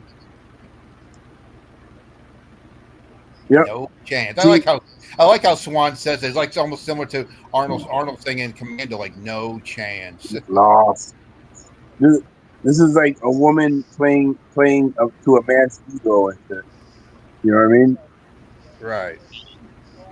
Because she's a prostitute, so this guy probably, it's insinuated that he probably had sex with her and maybe some of the other gang members and shit. Because he's like the neighborhood. I like the way how he says "get lost." The other guy's line is very. He's like, "Oh, go ahead, Mercy. Don't go looking for trouble now." He's like, "That was a fucking Apache Ramos, man." I like how he says, "Take off your colors." That's how every time I hear it, it reminds me of the movie Colors. Yeah. Yep. Yeah, I do like how this movie, it's like not everything has to be a fight. They could talk it out, but they made a realistic situation where it turns into a fight. But I like how at first they were just gonna like talk it out. I thought that was cool. In the video game, you do actually fight them. You do fight them in the game. Yeah, you do. Yeah.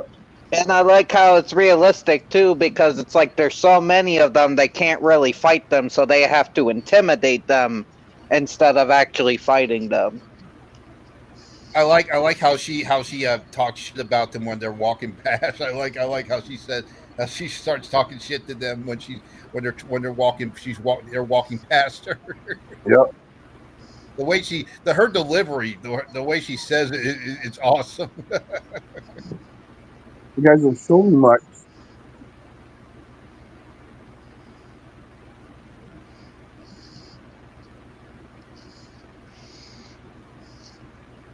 Yeah, she's a good actress. She really is. She does a good job here. It definitely feels like Escape from New York, or you can say some people. There are theories that this is in the same universe, like a prequel to Escape from New York or something. That'll be some shit, dude. Yeah, I could see that. because you don't see a lot of people out in the street. You know, it's like, Yep. of course, even Mad Max. Some people say that Mad Max is in the same universe with Escape from New York and the Warriors and stuff like that. Because Really? the apocalyptic, dystopian future. They say. Mm. I went to go see a movie like that just came out, The Long Walk. It was a very intense movie about the dystopian Stephen future. King. Yeah, Stephen Right. King. Very intense movie. They did a good job bringing the book to life because I enjoyed the book. I hear that one's really good. I've heard good things. You about have The no Long idea. Walk. Trust me. Go watch it when it comes out. Like these shots with her, kind of just like I know it's guerrilla filming. And these shots with her just kind of walking and like following them and shit. I like the wind. I like the wind on her skirt. I like how the wind is hitting her skirt right there. Like she's about to tend to the darkness, the wind of the darkness. A lot of like natural light for some of these shots had to be used. You got street lights and everything. Oh yeah, Ajax just caught her. I like how Swan is so calm. He's so calm because he's like the second in command. He's the leader. He's such a good leader here. I like how he signals let her go, and Ajax is like. Vermin's like, I got the big one.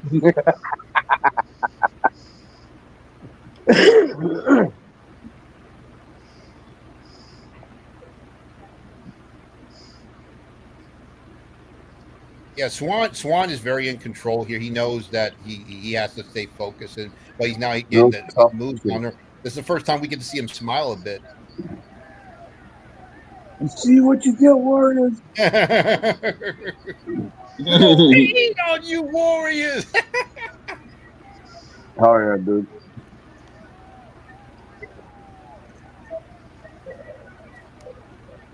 Yeah, all cool. Snow is all cool with the mouth of. Oh. Boom!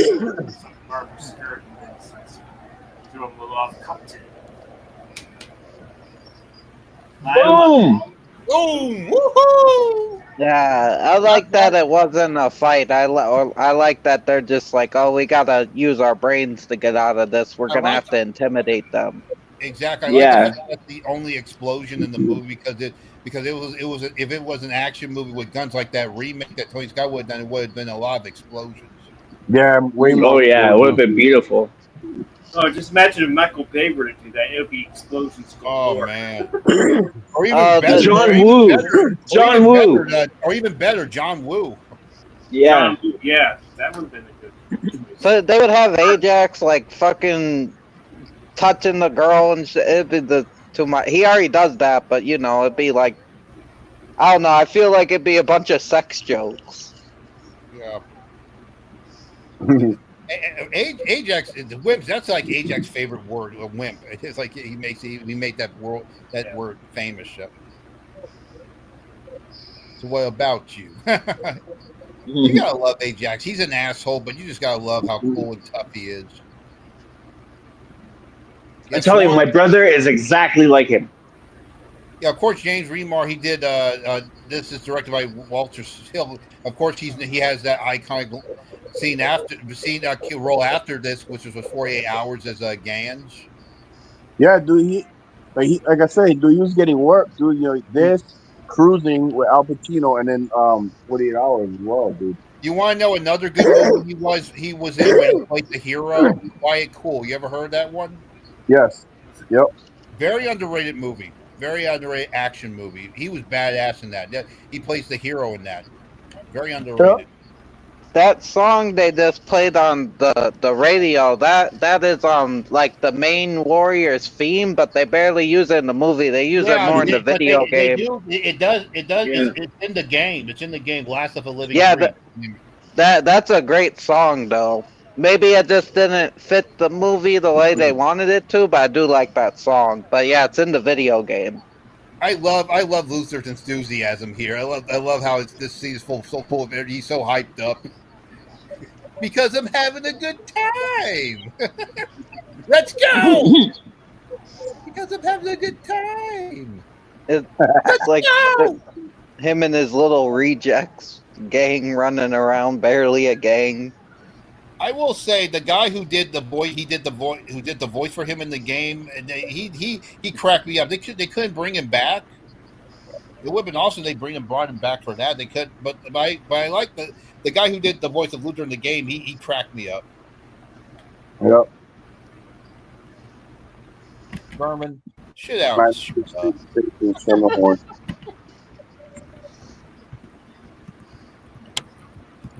Look how well shot this is. There's no people around. It's very quiet, very moody. A very moody movie. Camera work is pretty damn good in this film. Especially, I liked how earlier you were kind of different points of view of them trying to escape the skin pads. Like you see the shot from behind them, and then trying to shot of the Warriors trying to in front of the bus, running as fast as they could. So yeah, the camera work is pretty damn good. I'm trying to remember. Yeah. Like as it gets later in the night, it shows the dangers because the streets are becoming quieter, so they got to deal with more of the gangs, like the cops and the other gangs. It's going to be easier to find them because there's not just random people about. You know what I mean? Yeah, the cinematographer was Andrew Laszlo. He's done a lot of films. First Blood. Oh no! Yeah, no wonder. He did the match. He lit the cave with the matches. Oh man, no fucking wonder. Oh, and by the way, he did Rima Williams. My god! Oh my god! Oh, no fucking wonder again. And believe it or not, he did the very first film I saw in theaters when I was young, Star Trek V: The Final Frontier. Oh man. Yeah, they're running away from the cops. They got the cops mixed up in all this. Yep. These guys ran. They said that this was a very physical role for them because they had to run all the way through because it's like a chase movie on foot. Oh, the fox is about to get his fate. The fox. Yeah, dude. Yep, right here, dude. That guy is not the actor. He's a stuntman because he had a feud with the director, so that's not him. But they tried to hide him. Yeah, I can't see Fox as the main character. I can't. I think it's better that way because Swan. It just makes more sense for Swan than it does for. I can't see. You know what I mean? It does. Yeah, I know. I just noticed that it was actually Thomas Watts that played Fox. Watts. And he even said he regrets it. He actually regrets it. He regrets. That it was all on him. That he was. I guess his ego took over. Okay, here they come, the baseball Furies. Here they are. They're here. Oh boy. The swing by the swing.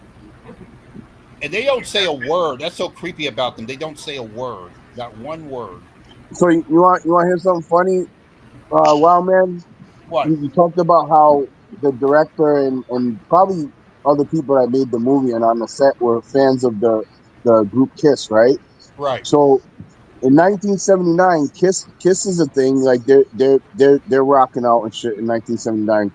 I did not know who Kiss was, right? So I saw this film when it first came out in 1979 when I was 6 years old. And the first time I'd ever seen people with face paint like this was the Baseball Furies on the screen. Because there weren't gangs like this in New York, dude, doing this shit right here, but not painting their face like that, dude. But that Halloween, that same year in 1979, I remember my uncle taking us out trick or treating, and there was like teenage kids that were dressing like Kiss, and I was fucking freaking out, dude, because I thought they were these guys right here and shit. And I'm like, oh fuck! As a little kid, like I want to start running because I was like, I thought like they were these guys and shit, man, like the baseball Furies. Right. Damn. It was like teenagers and shit. Dude, they were fucking assholes too. They were like teenagers walking towards us and shit, telling us they were gonna steal our candy, dude. And of course, later on through the years, of course, a lot of people started dressing up for Halloween as the actual baseball Furies. Yeah. Yep. I know the Warriors are the most popular game, but these guys, they stole the show. Every time you think of like the gang in the war, the baseball Furies always pop up because they're the most popular. They had a huge impression in this movie. Yes. Yep. Yep. These guys are to the Warriors what Joker was to Batman. It's like their favorite game to fight, the most memorable game to fight. Yep. Imagine if they did a spinoff focusing on this gang. Imagine that. Yeah, I love the music. Man. I love this. This is my favorite theme. This theme here is so badass. The music here is my favorite. The chase. I love this music here where they're chasing. So badass.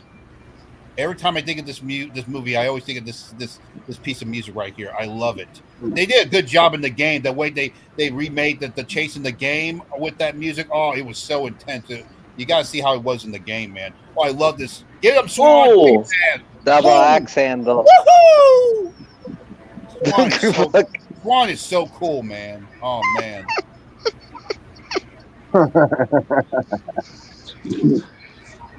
Ajax is like, Ajax is like, he's like, you tired? You want to stop? Right from these whips. Ajax doesn't give a shit. Yeah, he's like sick of running. Yeah, Ajax. Oh, Cowboy. Okay, Cowboy here's that classic line from Ajax right here. Here it comes. Yep. Oh yeah. I love right here how he uses the bat like a samurai sword because that was the idea to make like a medieval like fighting with a sword like a bat, you know. Woohoo! All right, Ajax. Swan to the rescue. All right, teamwork, baby. Yeah. Yeah. Rambo 3 style. This is the best fucking fight in the movie. This and even though they don't really fight, the Lizzie's fight is so cool. My favorite fight is the fight. Was it the punks? My favorite fights with the punks in the bathroom. Oh man, yeah, we're gonna get there. Oh man, but Michael Beck said he actually broke one of the guy's ribs, one of the baseball Fury's ribs, and he had no idea until 30 years later at a convention. I was like, whoa. But the guy, he kept going. He kept going after he broke his ribs. That shows how dedicated he was. I think this is the scene right here. I think Michael Beck, you can see Michael Beck actually hits him in the ribs. It's right there in this shot. Yeah. Yep. The smirk on his face after he Swan is so cool. He flinched too. When he fell on the ground, you saw him flinch, like that flinch on the ground. So yeah, he probably got, that was where he got hurt right there. All right. I love how Swan does that thing with the bat. All right, we got him. And Ajax says, I figured they were wimps. Yep. Like everything is so simple for the Warriors. I like that. The Warriors ain't scared of shit. They can use their mind and their physical training. Be good, babies. Be good. And of course, I've seen a lot of reactions to this movie on YouTube because that's like the mirror of what old movies are so popular nowadays. If you watch reactions, if you see one specific movie that keeps getting reactions, that shows you how popular. Because the reactors, they don't choose the movies; it's the people who watch the reactions in the super chat. They chose the movie because they see how good it is, and they keep telling other reactors to request this movie. And the Warriors is one of them. Okay, we got Vermin, Rembrandt, and Cochise. They're all alone. And of course, here they are. There they are, the Lizzies, the lovely Lizzies. What you find in the big city. I like how Rembrandt's the only one that's like, should we really be? He's the one that sees through the bullshit. He's like, hey guys, don't do this, and the other guys is like, we could get laid. Like, that one they're girl like who thinking- says hi. That one girl who says hi. She looks almost like Joan Cusack. Yes, bro. Absolutely, I agree. Yep, she does, dude. And just like those guys, and just like the girls, the Ajax still has that hunger for girls, but it actually gets he regrets it, but he's about to regret it. This woman, her name is, I believe, Mercedes Ruehl, right? And she's very recognizable, dude. She would go on to do other films as well. So she was the mother in Big with Tom Hanks. She was the mother in Big. Oh, okay. And of course, she was the mother in Last Action Hero, of course. Yeah, I was about to say that Last Action Hero. She was in that. Ajax, you've been thinking with your other head a little bit too much tonight. Stop thinking with your dick, man. Yep. Yep, thinking too much with Dick Johnson. No what? You want to say you want to be the leader? You don't have brains for it. Swan's the lead. Swan has brains. You were getting along with Swan after the fight. Now you still want to talk shit? Come on, man. It just he gets his comeuppance though. I love his line here. It's offensive, but I like it. Yeah. Yeah, Ajax don't give a shit, man. He's an asshole. That's but he's the cool, character. He's an asshole, but he's so cool at it. Yeah, he's about to get a hard lesson in this. I'm glad that James Remar came back to do the video game because he knew how iconic his character was, and he was the most popular out of the Warriors. So I'm glad that he came back for the game. And I like how they don't not everybody gets taken out by being killed. Like some people are arrested. Like Ajax is arrested. I like that. I like how, and it's not even by a gang. It's by his own. His fatal flaw. The cop takes advantage of that. So it just adds another layer. Yeah, it does.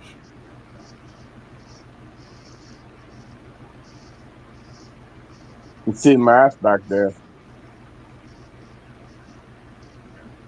This movie is so Escape from New York. I'm telling you. I mean, all these guys all alone by themselves trying to find the rest of their people, and like it's so Escape from New York.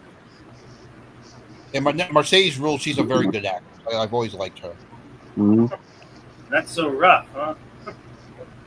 I like how she does the switch here because he thinks she's helpless and he can take advantage of her, and she's like, "Gotcha, bitch!"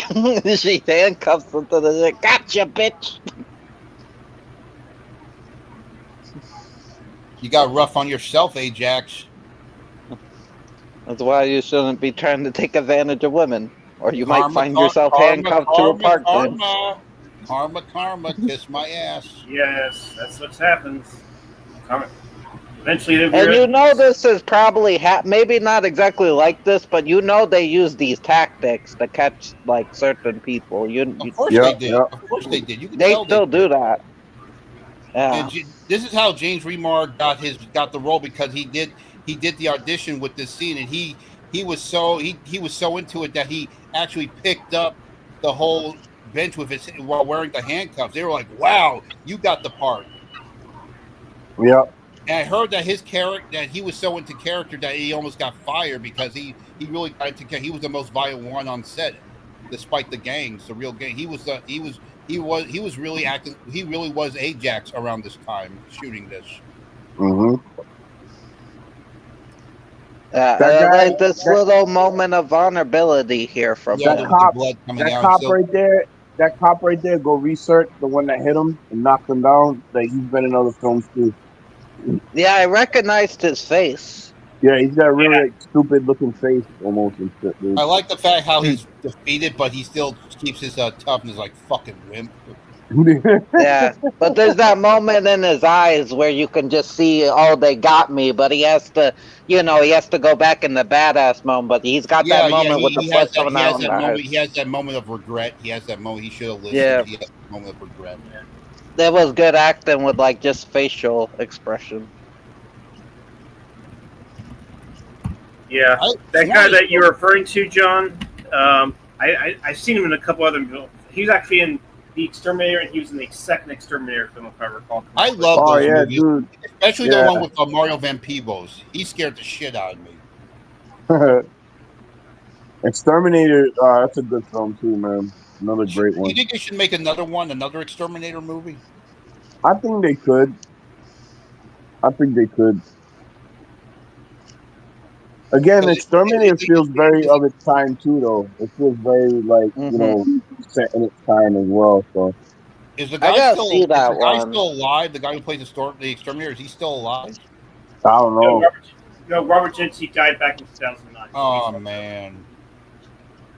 Oh wow, dude. Yeah, a lot of people are passed on at this point, dude. I like how she's still trying to get the moves on Swan, and he ain't having it. It's like what are you looking for? He even asked her, "What are you looking for? What do you want? What's her motivation? What do you want?" I like the fact she's wearing the jacket. She found the jacket that really adds more to her character a bit. Yeah. Well, I think they said like she hurt her arm in this film, so she had to have Yeah, like that. her wrist, Yep. her wrist. So she had to wear Yep. that.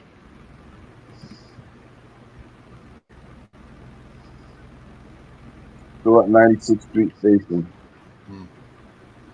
I like the fact that her and Michael Beck came back for the game for the. Right.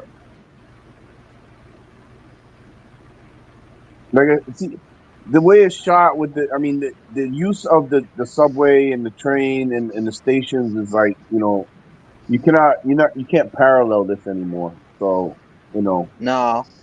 I love this shot because this is like so early Matrix. He throws the baddie, hits him. Oh yeah. wow! Yep, there's more cops.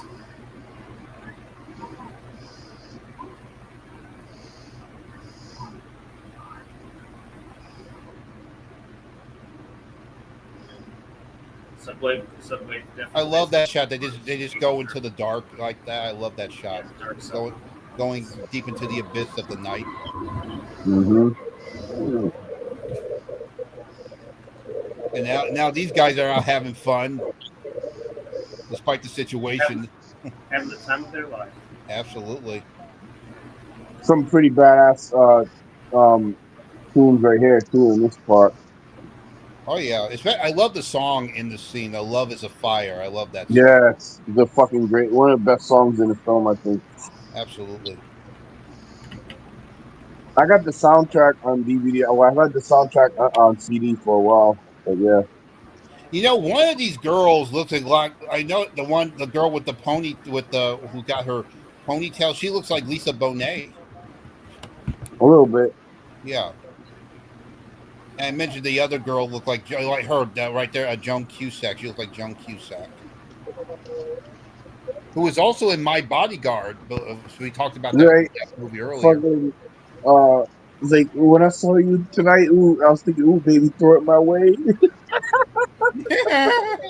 I love it. Oh, he's like, ooh, baby, throw it my way. We're the Lizzies. Yes, indeed, they are. There's the one chick that looks kind of a little bit more manly and shit, and See that she looks a lot like Lisa Bonet, the girl who's hitting on Rembrandt. She looks just like her. Yeah, she does in her face, dude. Really, really does look like her. What is this outfit?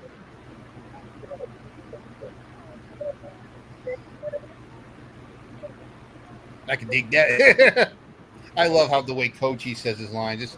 He passed away too recently. It's so sad. Yeah, he was a good actor too. The first movie I saw him in was Fatal Beauty with Whoopi Goldberg. First movie I saw him in was this.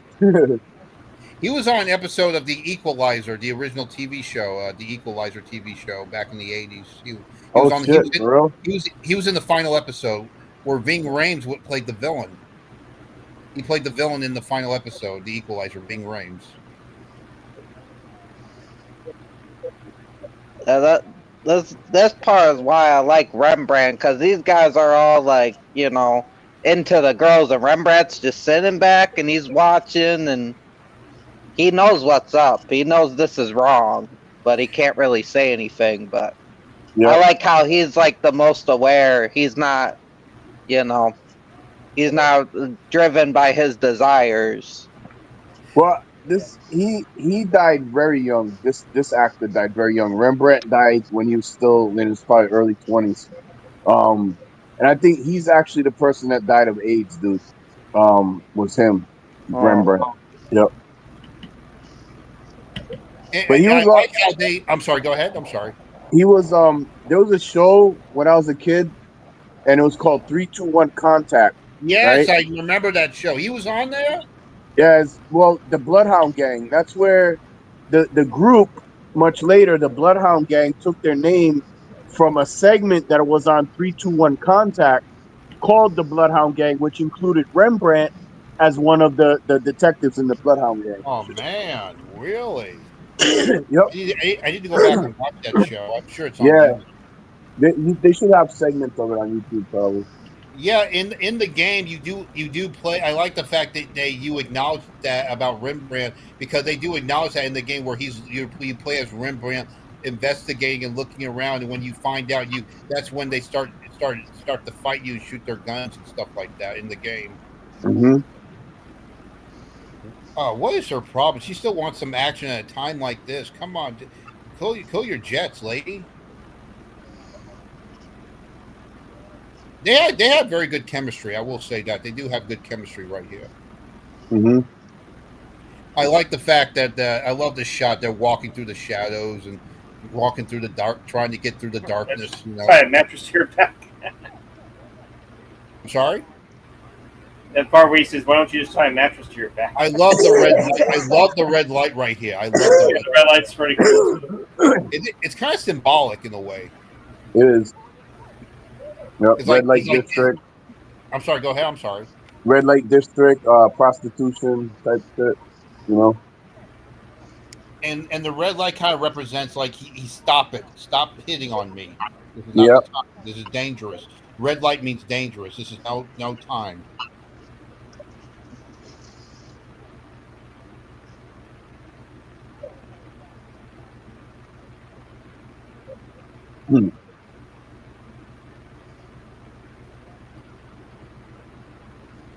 Yeah, they have good chemistry right here. Mm-hmm. And you know what's funny, that Michael Beck went on to have another chemistry with Olivia Newton-John, of course, in Xanadu, which is a very hated movie by everyone. My wife loves that film, dude. Loves it. Not surprised. Which, you know who's in that? Hey, wow, man, you know who's in that too? Who? What's his name? Adolfo Shabadoo Quinones from Breaking is also in Xanadu as a banker. What the fuck? Yep. That's a real person? Well, he was. He died, dude. He was in what? Breaking. The dude Oh, really? Yes, yeah, go look it up, bro. He's in Xanadu. Oh, man. Of course, we know Van Damme had a cameo in one of the Breaking movies, of course. The first one, yep. Imagine if Van Damme was in The Warriors. Imagine if he was in this movie. Oh, I think it's too early, bro. I don't know. I don't think he was even acting in 79. Yeah. Way too early in his career. But yeah, that would have been cool. I don't think he would have been one of the Warriors. I think he would have been probably one of the bad gang members and shit. You know what? Imagine. Okay, how about this? Imagine Chuck Norris. How about that? Nah, I can't see Chuck Norris, dude. Chuck Norris would have been a fucking cop in this film, dude. I think he would pull off that Swan because he has that stare, just like Michael Beck, because he's known for that stare, of course. The thing was, like, but I don't know if Chuck Norris would have sold, even though he was younger. I don't think he would have sold the youth part of this film because everybody's pretty much kind of baby faced and fresh. Yeah, you got a point there. And Old Chucky was always rocking the fucking 80s stash back then and shit, man. Like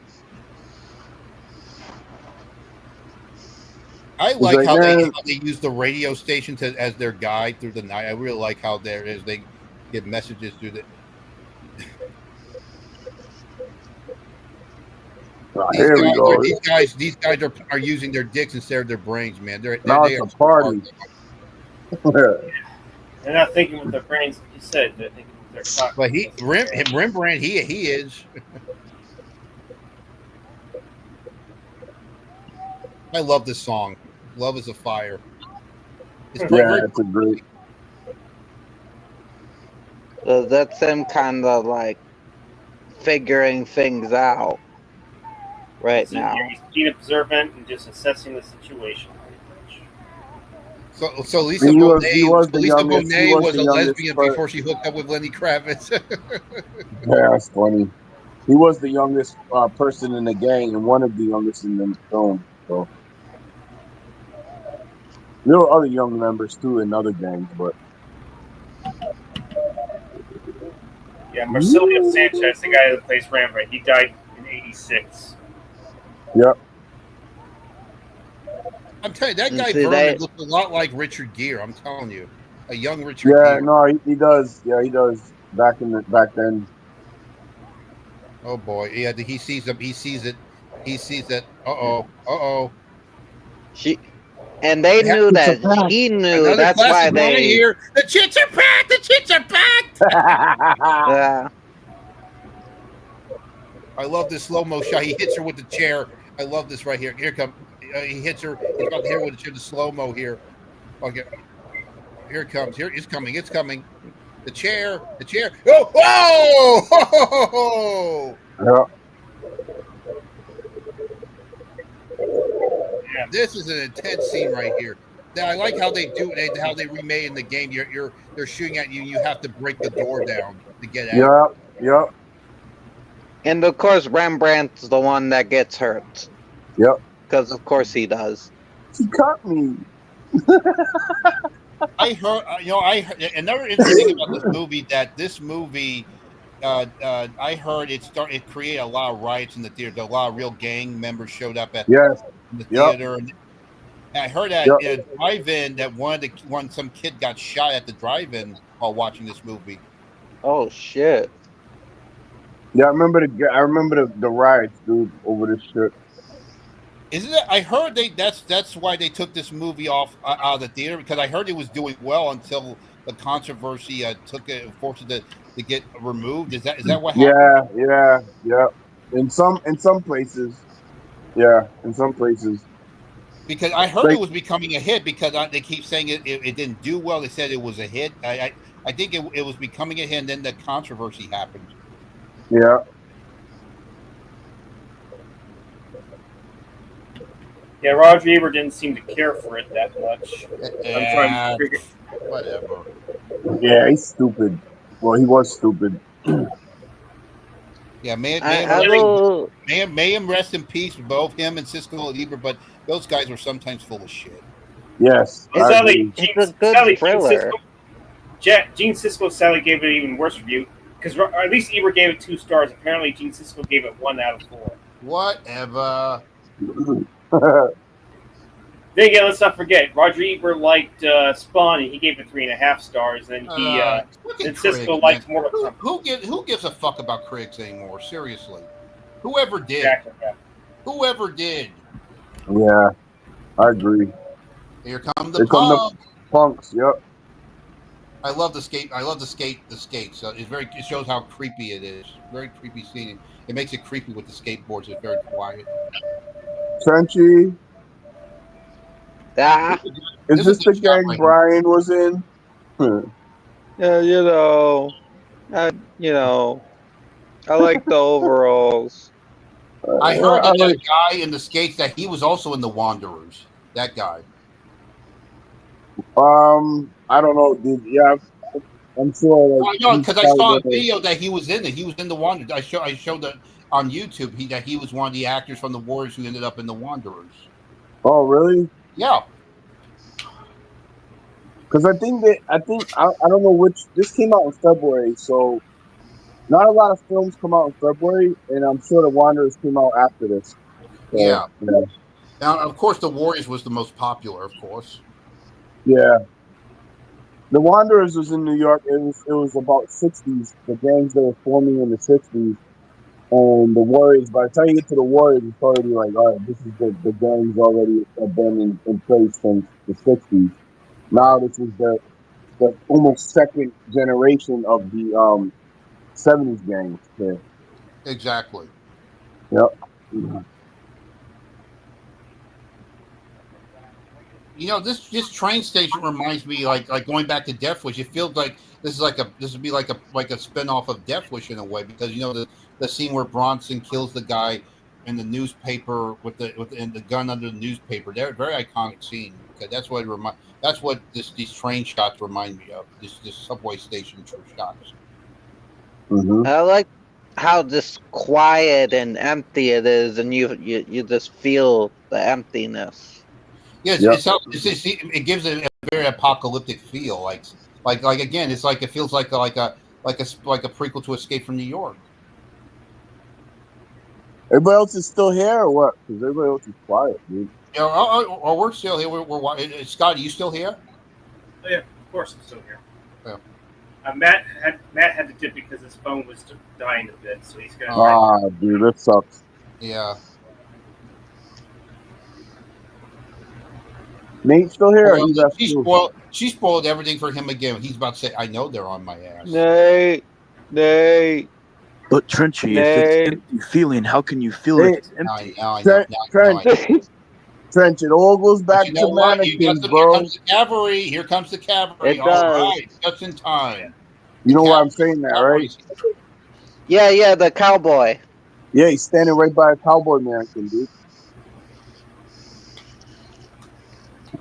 If it's empty, how can you feel it, Trenchy? Do people still wear long johns anymore? Do they still wear them? Overalls? Overalls, yeah. Yeah, we have a friend that's all he wears, dude. Honestly. Okay. Yeah, he has literally an outfit. He's amazing. He has a train director outfit. That's not what it's supposed to be, but that's what it looks like. It's amazing. Yep. He has like overalls for every occasion and shit. It seems. Yeah, I like the fact that the punks have overalls, and one of them, and the leader is the skater, because that gives him a personality. Yep. That's a big room. I can't go in there. You kidding? They got windows. I like how they brought that line back in the video game. They brought that line back in the video game, which was cool. You got the cowboy mannequin trench. You got the pinball machines. You got the fortune teller machine, all in the subway. Mm-hmm. This is my favorite fight because it's so claustrophobic, and everybody is involved in it. Like, even Cowboy gets a couple hits in this one. Like, even Rembrandt has to do a little bit. The girl, like, everybody. I just like how claustrophobic and everybody has to fight. Like, literally the whole squad. You already seen the guy that played in Predator? He was one of the cops and shit. Oh, okay. Sonny Landham. Yeah, he played one of the cops in there. I didn't know that was him. One of the Warriors. Okay, here it comes. I love how the scene starts here. I love it. Yeah, this is so good. The crazy part is I remember fucking Stalls looking like this, guys. And it's so dirty too because it's in a bathroom. I just love this fight. I know the people love the other fight more, and the Baseball Furies fight is great, but I think this fight's a little underrated. Dude, the color and setup of these stalls. The color and setup of these stalls look like my fucking school bathrooms when I was growing up. Get physical without what's her face? Did that song? Olivia Newton-John, I think it was. Just love how chaotic and claustrophobic this fight is. I like how the way Mercy cheers him on. She's like, "Get him!" Yeah. Well, she even whoops some ass too. Yeah. Like, I like this. Like, it's a team. Like, literally everybody that hasn't like died or been captured is like in this. It's You know what? Speaking of the game, a lot of people say that game was a tribute to those classic beat 'em up games like Double Dragon and Streets of Rage, and of course the Warriors was inspired a game. Inspired, you can tell the Warriors inspired those type of games, and they decided to give it back by creating a game for the Warriors. So you can tell those type of games was inspired by this. Yeah. The part where one dude gets punched and he fucking goes smack dab into the mirror face first is pretty funny. Yeah. Should be I coming love up. the last shot of this fight when Swan throws the guy through the stall door. It's so badass. Plus, this is like the longest fight in the movie. Well, maybe the baseball series was a bit longer, but Yeah, because it was more running though. Right, yeah, right. but I mean, like the actual fighting. I love that shot. Dude, I love it when you do that. Threw his ass right through the stall door. Woo! Here. I'm glad they brought that scene back. You get to play in the game. They fight in the bathroom. Oh yeah. The truth is about to come out. The truth shall set you free. Yes, indeed. And save your ass in one night. The guy who plays the leader here, he's such a good actor with the sunglasses. Oh man, Mm-hmm. I heard he passed away too. Yep.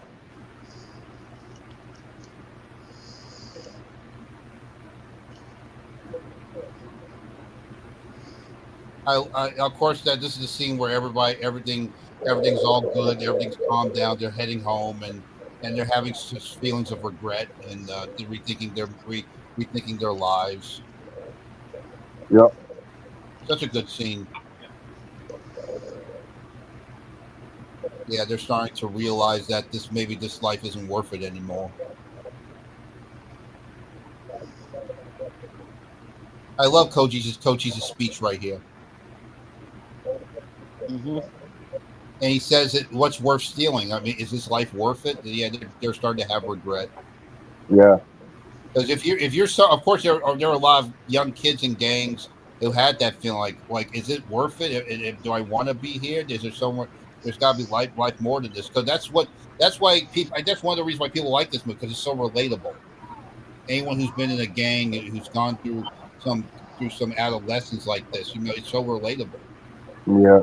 This movie will always be fucking like super relatable for me, dude. You know.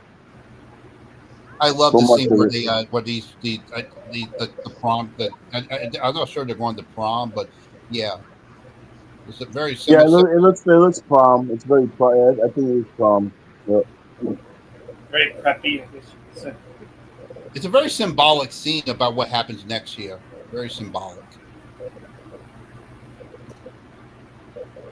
Yeah, he stopped. Like The life they could have had. He stopped her from moving her hair and shit. Yeah, you don't have to be perfect. Just Life be yourself. Just be yourself. You don't have to be like them. Nobody's perfect. Just be yourself.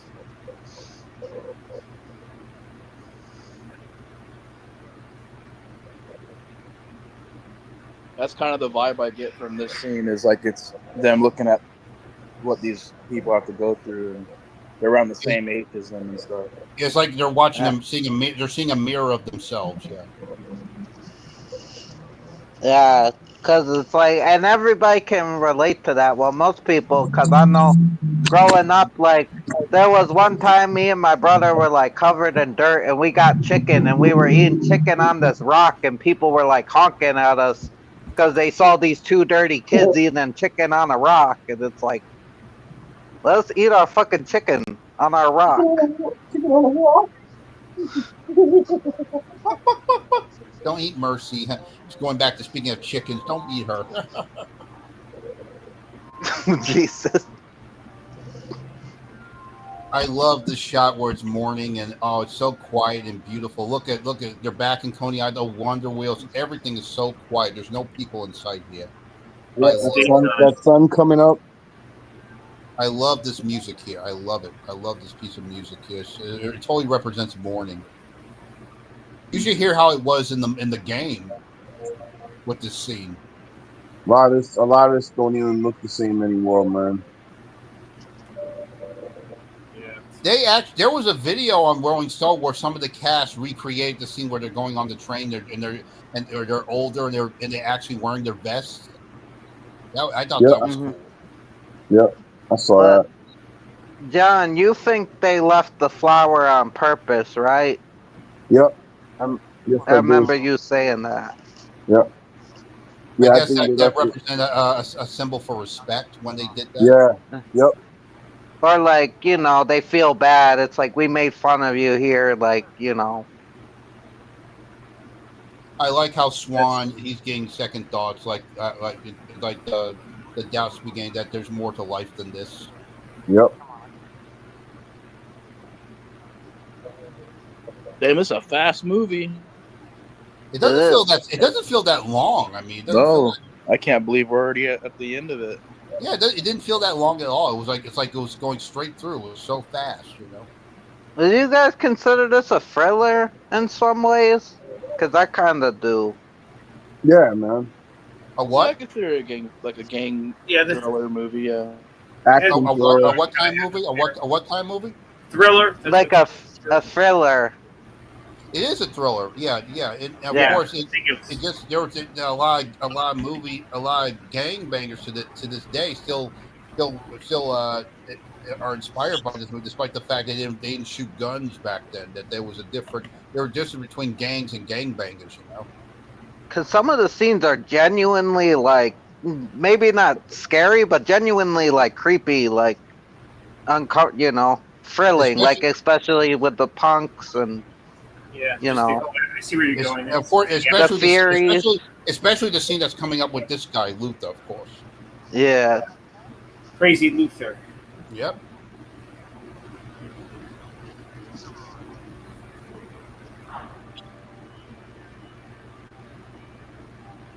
Somehow, That's the somehow, if I would have been old enough back then, I probably would have been in one of the. I probably would have been one of the fucking people in the orphans gang and shit. Or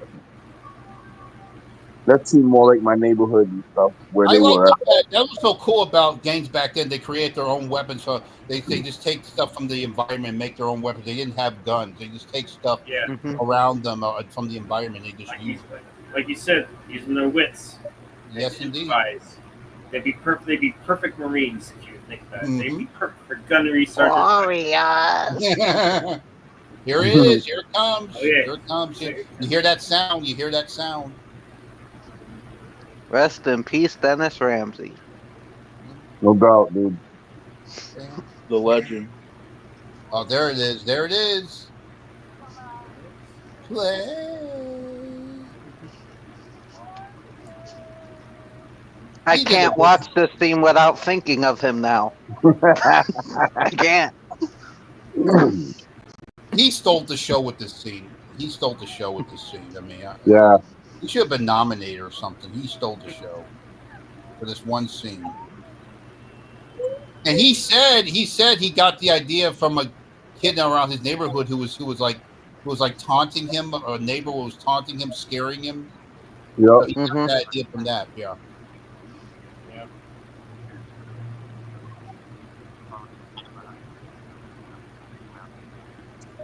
Good old childhood trauma. Yeah, it came to favor for him. Mm-hmm. He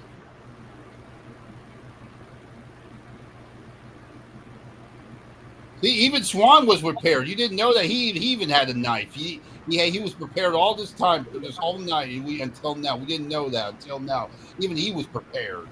Mm-hmm. I love this shot with the roller coaster behind them when they're walking. I love that shot. Yeah, man.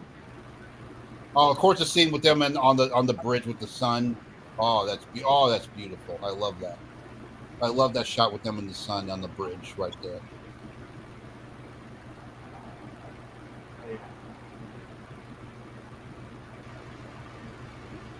Are you at the beach scene now?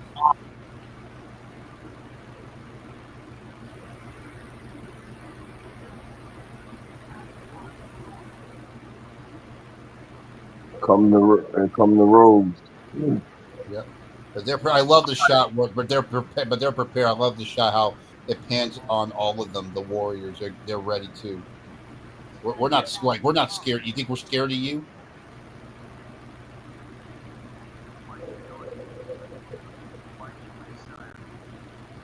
They would have fought this gang. Somebody would have ended up in that fucking water, dude.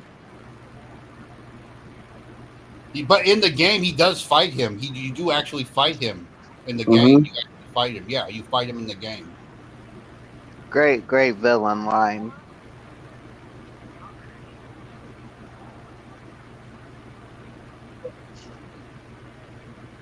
No reason. I just like doing things like that. That's the best, dude. All right, Swan. I think of art. Now that shot with the knife to a gunfight, that was like since Walter Hill was the Van West, and he wanted to make like a showdown, like a quick draw. Like you draw with your gun, I'll draw with your knife. I like that. Dude, them getting the waves in this fucking shot and everything is great too, man. I love how he takes a bit of his hair, like it was like his trophy, like the Predator. Like we beat them, we won, and his trophy is his hair. Oh, here comes the cavalry, the ribs to the rescue. It shows the people to stand down too, because he's like sitting here wounded. He's not even trying to fight, and it shows like the other guys aren't going to stand up to defend him, because it's like, look, your leader.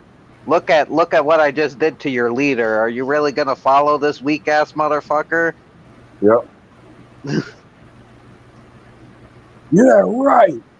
I can see why they didn't do anything when he stabbed him. I can see that. No, it was. Look, he's sniffling. Yep. You're fucked now. It's over for you. Yep. This is the warriors. This is the biggest warriors. You warriors are good, real good, the best. Please don't.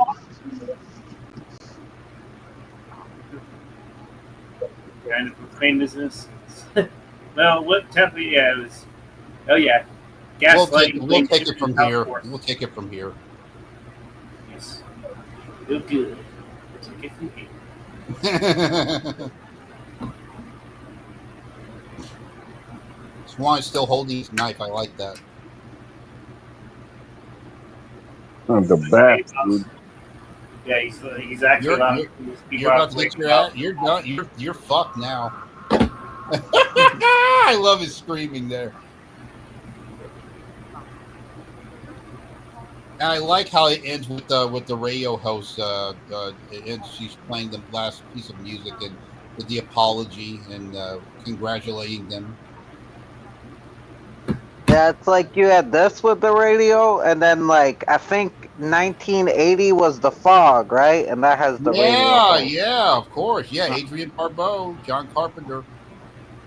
Oh, I love this song. Perfect way to end the movie. The perfect song. It really fits the mood. They made it. And he gets the girl at the end. This is one of those movies that's just easy to watch. It's in, it's out, it's quick. You don't feel it. It just goes by so fast. You don't feel it. Like, there's good movies that even I feel a bit, but I still really enjoy them. But it's like this one you don't feel at all. Yeah, exactly. There's no pretentious shit. There's no woke, artsy fartsy shit. It's just entertaining all the way through. And it still holds up today, which it should. It's still people still see it as a cult classic, to this day. Mm-hmm. Yeah. You didn't exactly have a backstory on them, but it's still worthwhile because here they are. They're being framed in these characters. You definitely want to root for them. You want to see them survive. They fight to survive. They basically know they're innocent. They definitely. I like how you say that they're street punks. They're scum of the earth, but you do root for them. Mm-hmm. They're like anti-heroes. Yeah. Mm-hmm. They're anti-heroes. It was the Warriors. Oh, hey, he is one of the cops. He's such a great villain. He was good in The Crow too. Oh yeah. Yeah, T-Bird, yeah. There ain't no coming back, man. There ain't no coming back. There ain't no. Oh, Joel Silver. He was the associate producer. No wonder, Joel Silver.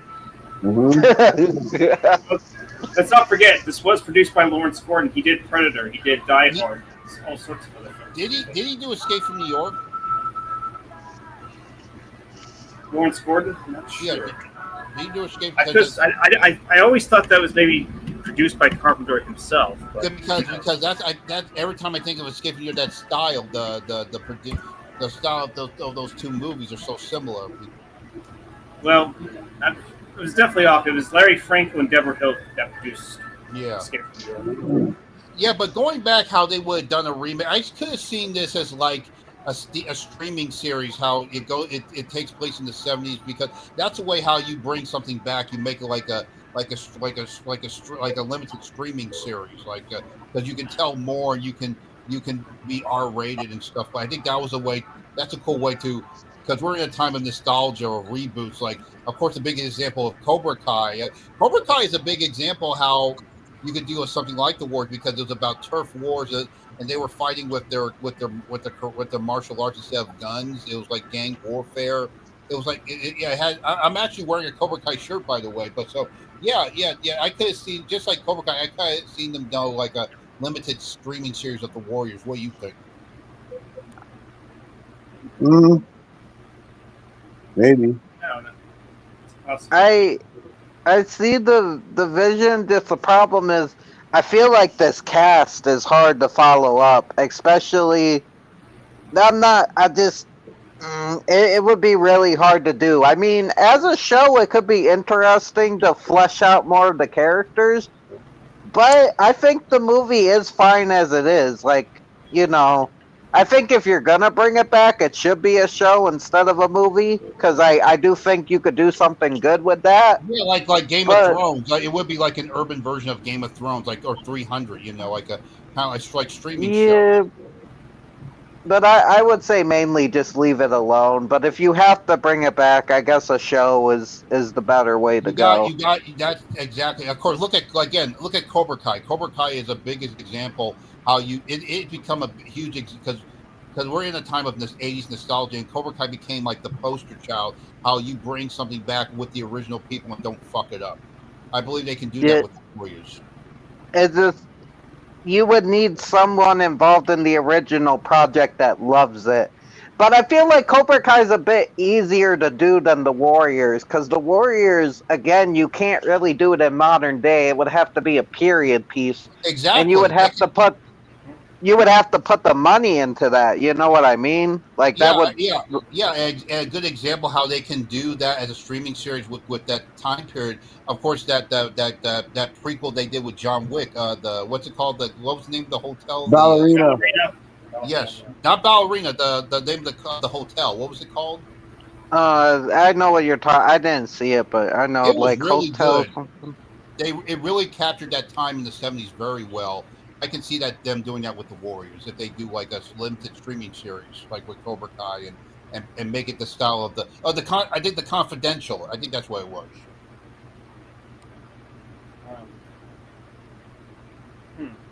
So, John, so this is your favorite movie. So we want to hear from you. What are your thoughts after revisiting it again?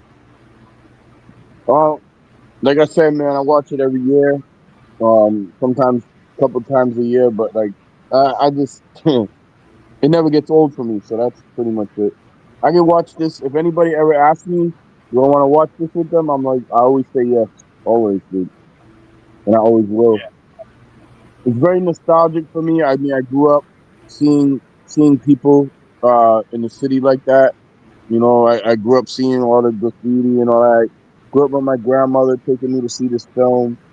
I remember her, like, when I was a little kid, like kind of holding me tighter too when we would go like on the bus and shit like that too, because of when you grow up in certain areas and all that, like, and going to subway stations or going to bus stations or what, and it's just seeing like people living out there and bathing themselves in sinks and subway stations and fucking bus stations and stuff. So yeah, I mean, I grew up in the time, in the era, and with all this stuff, and it will never leave me, man. That's something that will never leave me. And my grandmother, I credit her to like every early movie that I ever seen was because of her. So probably not supposed to be taking a 6-year-old to see the Warriors, but you know, there was a reason for it because it became my favorite movie. So Absolutely. yeah, Mm. I love Yeah. it, dude. I'm glad that we're hearing this from someone who has been there and done that. But I will say, going back to Death Wish, I will say we had mentioned this Death Wish. You can tell Death Wish 3 was inspired by this. Yeah, I It, agree. It's very it, yep. if you go back and watch Death Wish 3, how the gang was, and how the cinematography was, it's like another theory. Like this it took place in the Death Wish universe. But Death Wish, like, didn't the first Death Wish start in Chicago or was it New York? No, no, no. New York. The first one was actually in New York because it dealt with the times that was going on in New York. But Right. Okay. at the end of the movie, he does go to Chicago, but the remake was with Bruce Willis in the remake. In Chicago. Chicago was in Yep. the remake. Yeah. Yep. I remember that. So part two, Death Wish was Chicago, then, right? Death Wish 2 was in L.A. Yeah, Okay. exactly. That's what it was. Then Death Wish 3 was back in New York. Death Wish 3 was back in New York, but going back to what you say, how they didn't always film in New York, they filmed Death Wish 3 in London, Mm-hmm. Yeah, it's cheaper there apparently. of course. That's why a lot of people are leaving Hollywood because it's more cheap everywhere. Right. But yeah, this movie is a classic. I see why it's a classic. I see why people love it. It really inspired. It was a huge, very inspirational movie. I mean, it kind of led the way for those beat 'em up video games like Double. There was this one game called Renegade I heard of. You could tell it was inspired by that. Of course, Double Dragon and Streets of Rage. It definitely led the way for those type of games and those type of movies with it will feature a gang like that with the vest and you because there you ever since the war there've been a lot of movies in the 80s about a gang like wearing like a special like symbol on their chest or on their of course even going back to Cobra Kai, the Karate Kid, the Cobra Kai gang, you know. I mean, I'm even wearing a Cobra Kai shirt, you know. Yeah, you could tell that if you watch Cobra Kai, that's like a huge. It's that kind of like a glimpse of how they would do a limited Warriors series if they did a series out of the Warriors. Maybe. So, final thoughts, everyone. Starting with you, John. This to you will be the ultimate number one film for you, no matter Yep. what. Always. Always. Yep. Always and forever. Yep. I mean, I was built during that era, dude, and I grew up around a lot of the environment, and Mhm. like I said, my grandmother. Plus, it's super nostalgic when you've grown up in the same type of areas and you're used to seeing some of the same shit and like some of the same fears even. Like I said, I got that story about fucking being afraid of the baseball fury and seeing that same Halloween people dressing up like the Kiss characters and shit, not knowing who Kiss was, but Right. knowing who the baseball furies were even before I knew who the fuck damn Kiss was. It's crazy. So yeah, I always love it again, dude. And anytime anybody's like, "Hey man, you want to watch the Warriors?" I'm like, "Yeah, let's go." Because I can quote this fucking movie line for line, dude. So yeah.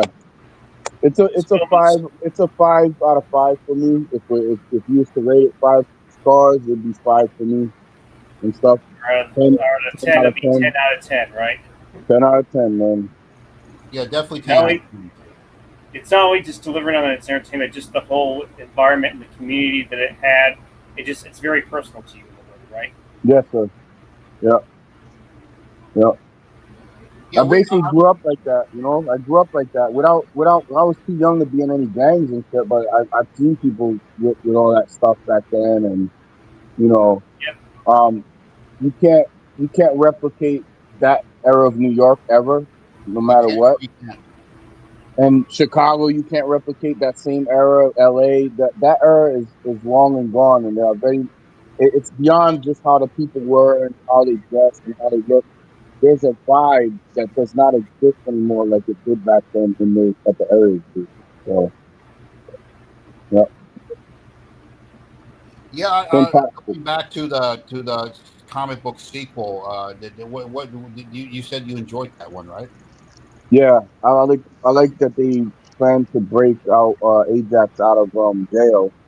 You know, to kind of like, hey, let's go get him, and that's like we gotta do that mission and stuff.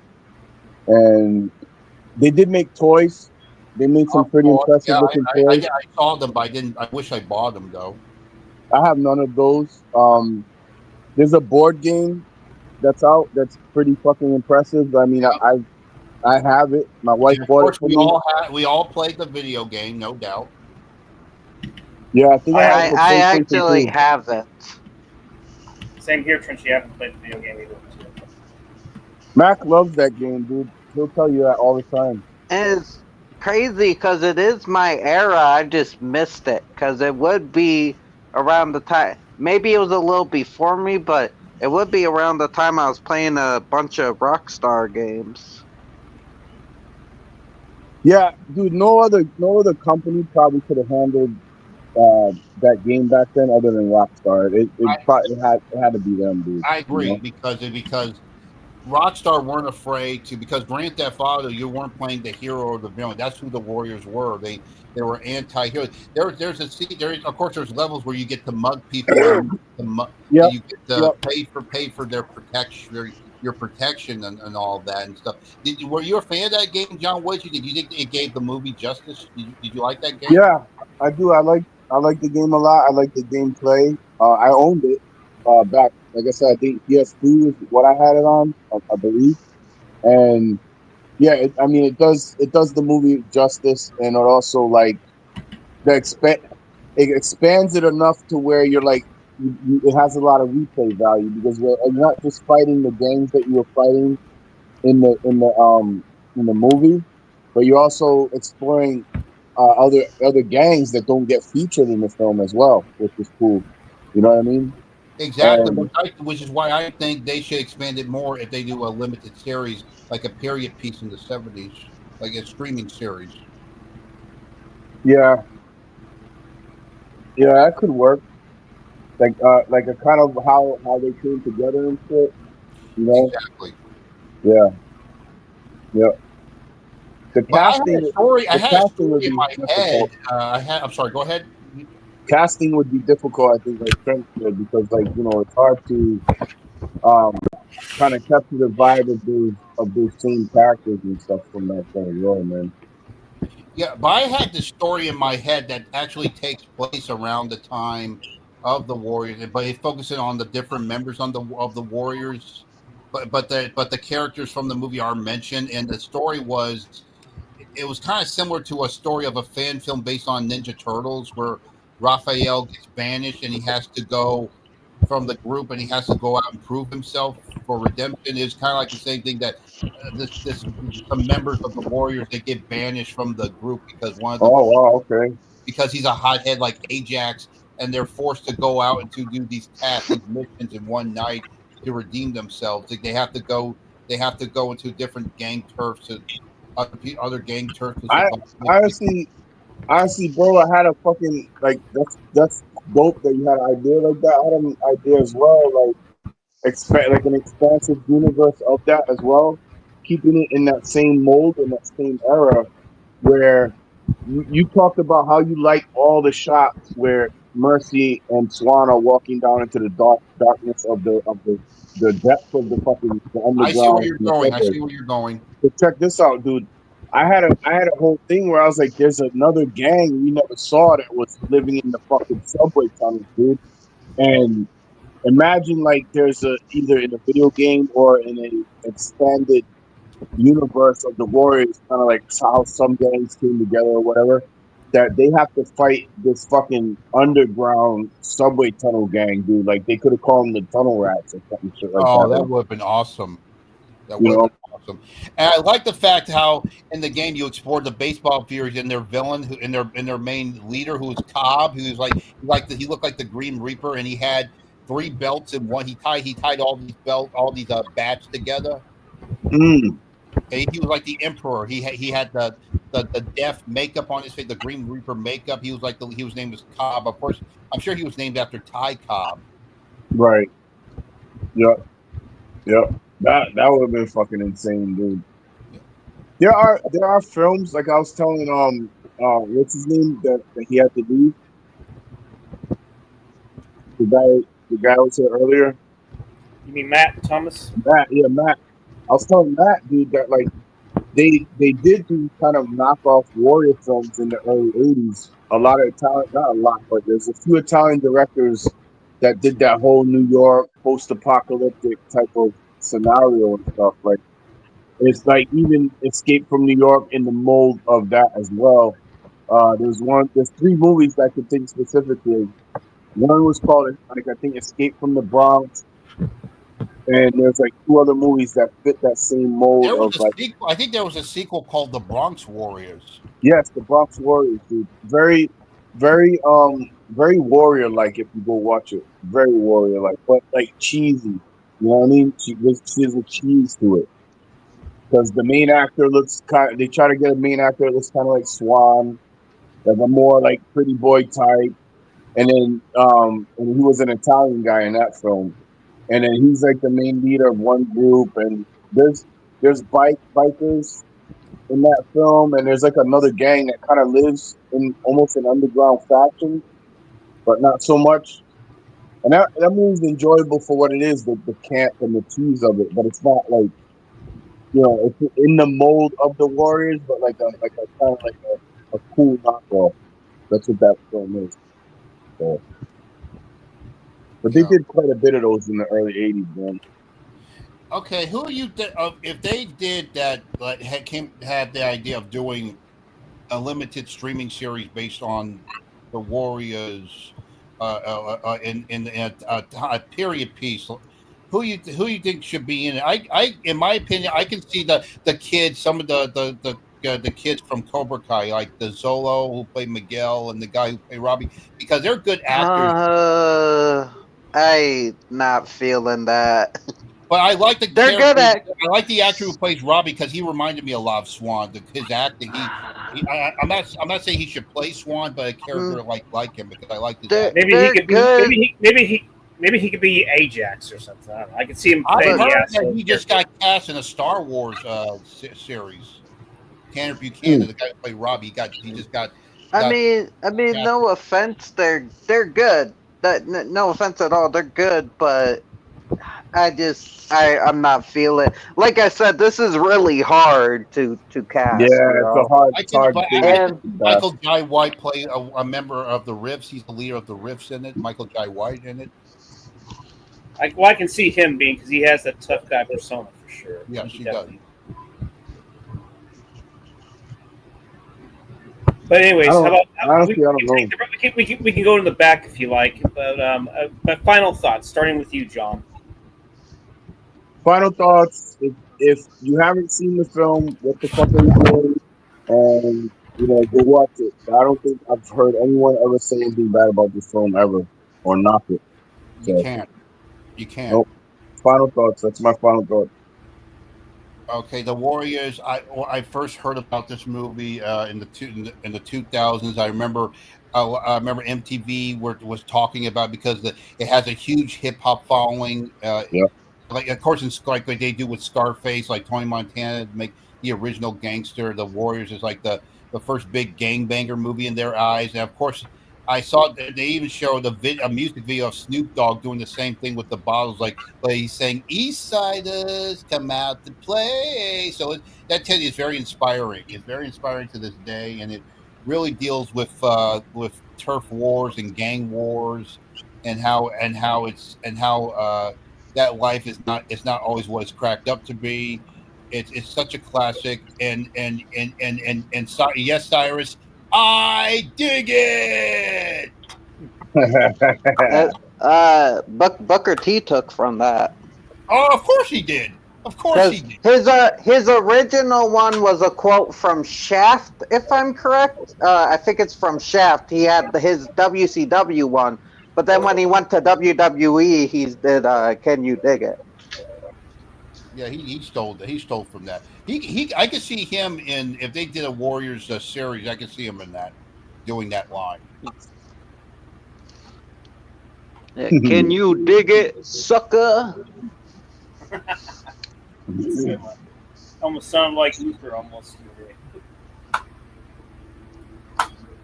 But anyways, that's for me. I think I heard about this movie like late 2019 maybe, but I was definitely curious about checking the film out for sure because it definitely had to be a. It was directed by Walter Hill. I mean, the guy knows how to direct action for sure.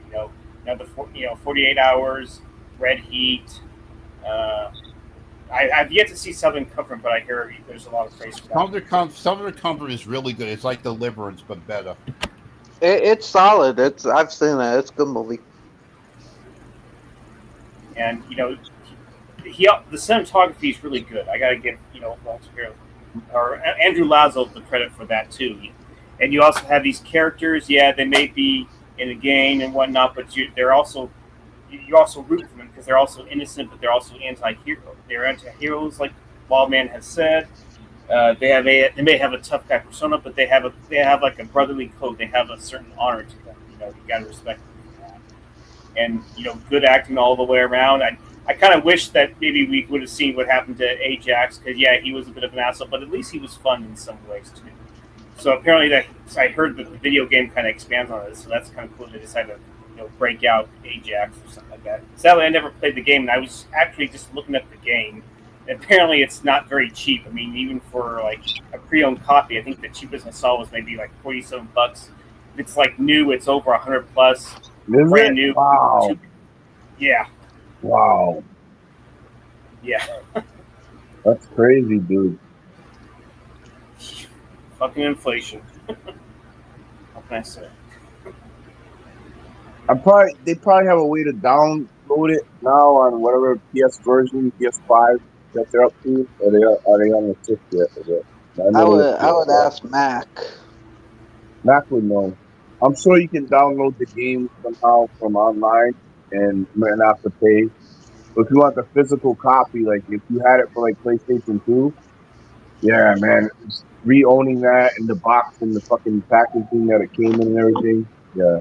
I had an Xbox. I played on there.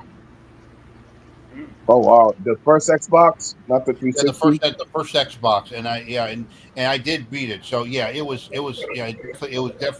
It's one of the best. I think it's one of the best movie-based games ever made. It's up there with Ghostbusters and that other stuff. So yeah, it's definitely in Scarface. It's definitely up there with those other movie-based games for sure. It was definitely a throwback to those classic beat 'em up games we hadn't had in a while since Mortal Kombat. Yeah, Mortal Kombat is a tournament game, but of course the big one for beat 'em up games was Double Dragon and Streets of Rage. So Streets of Rage, dude, yeah.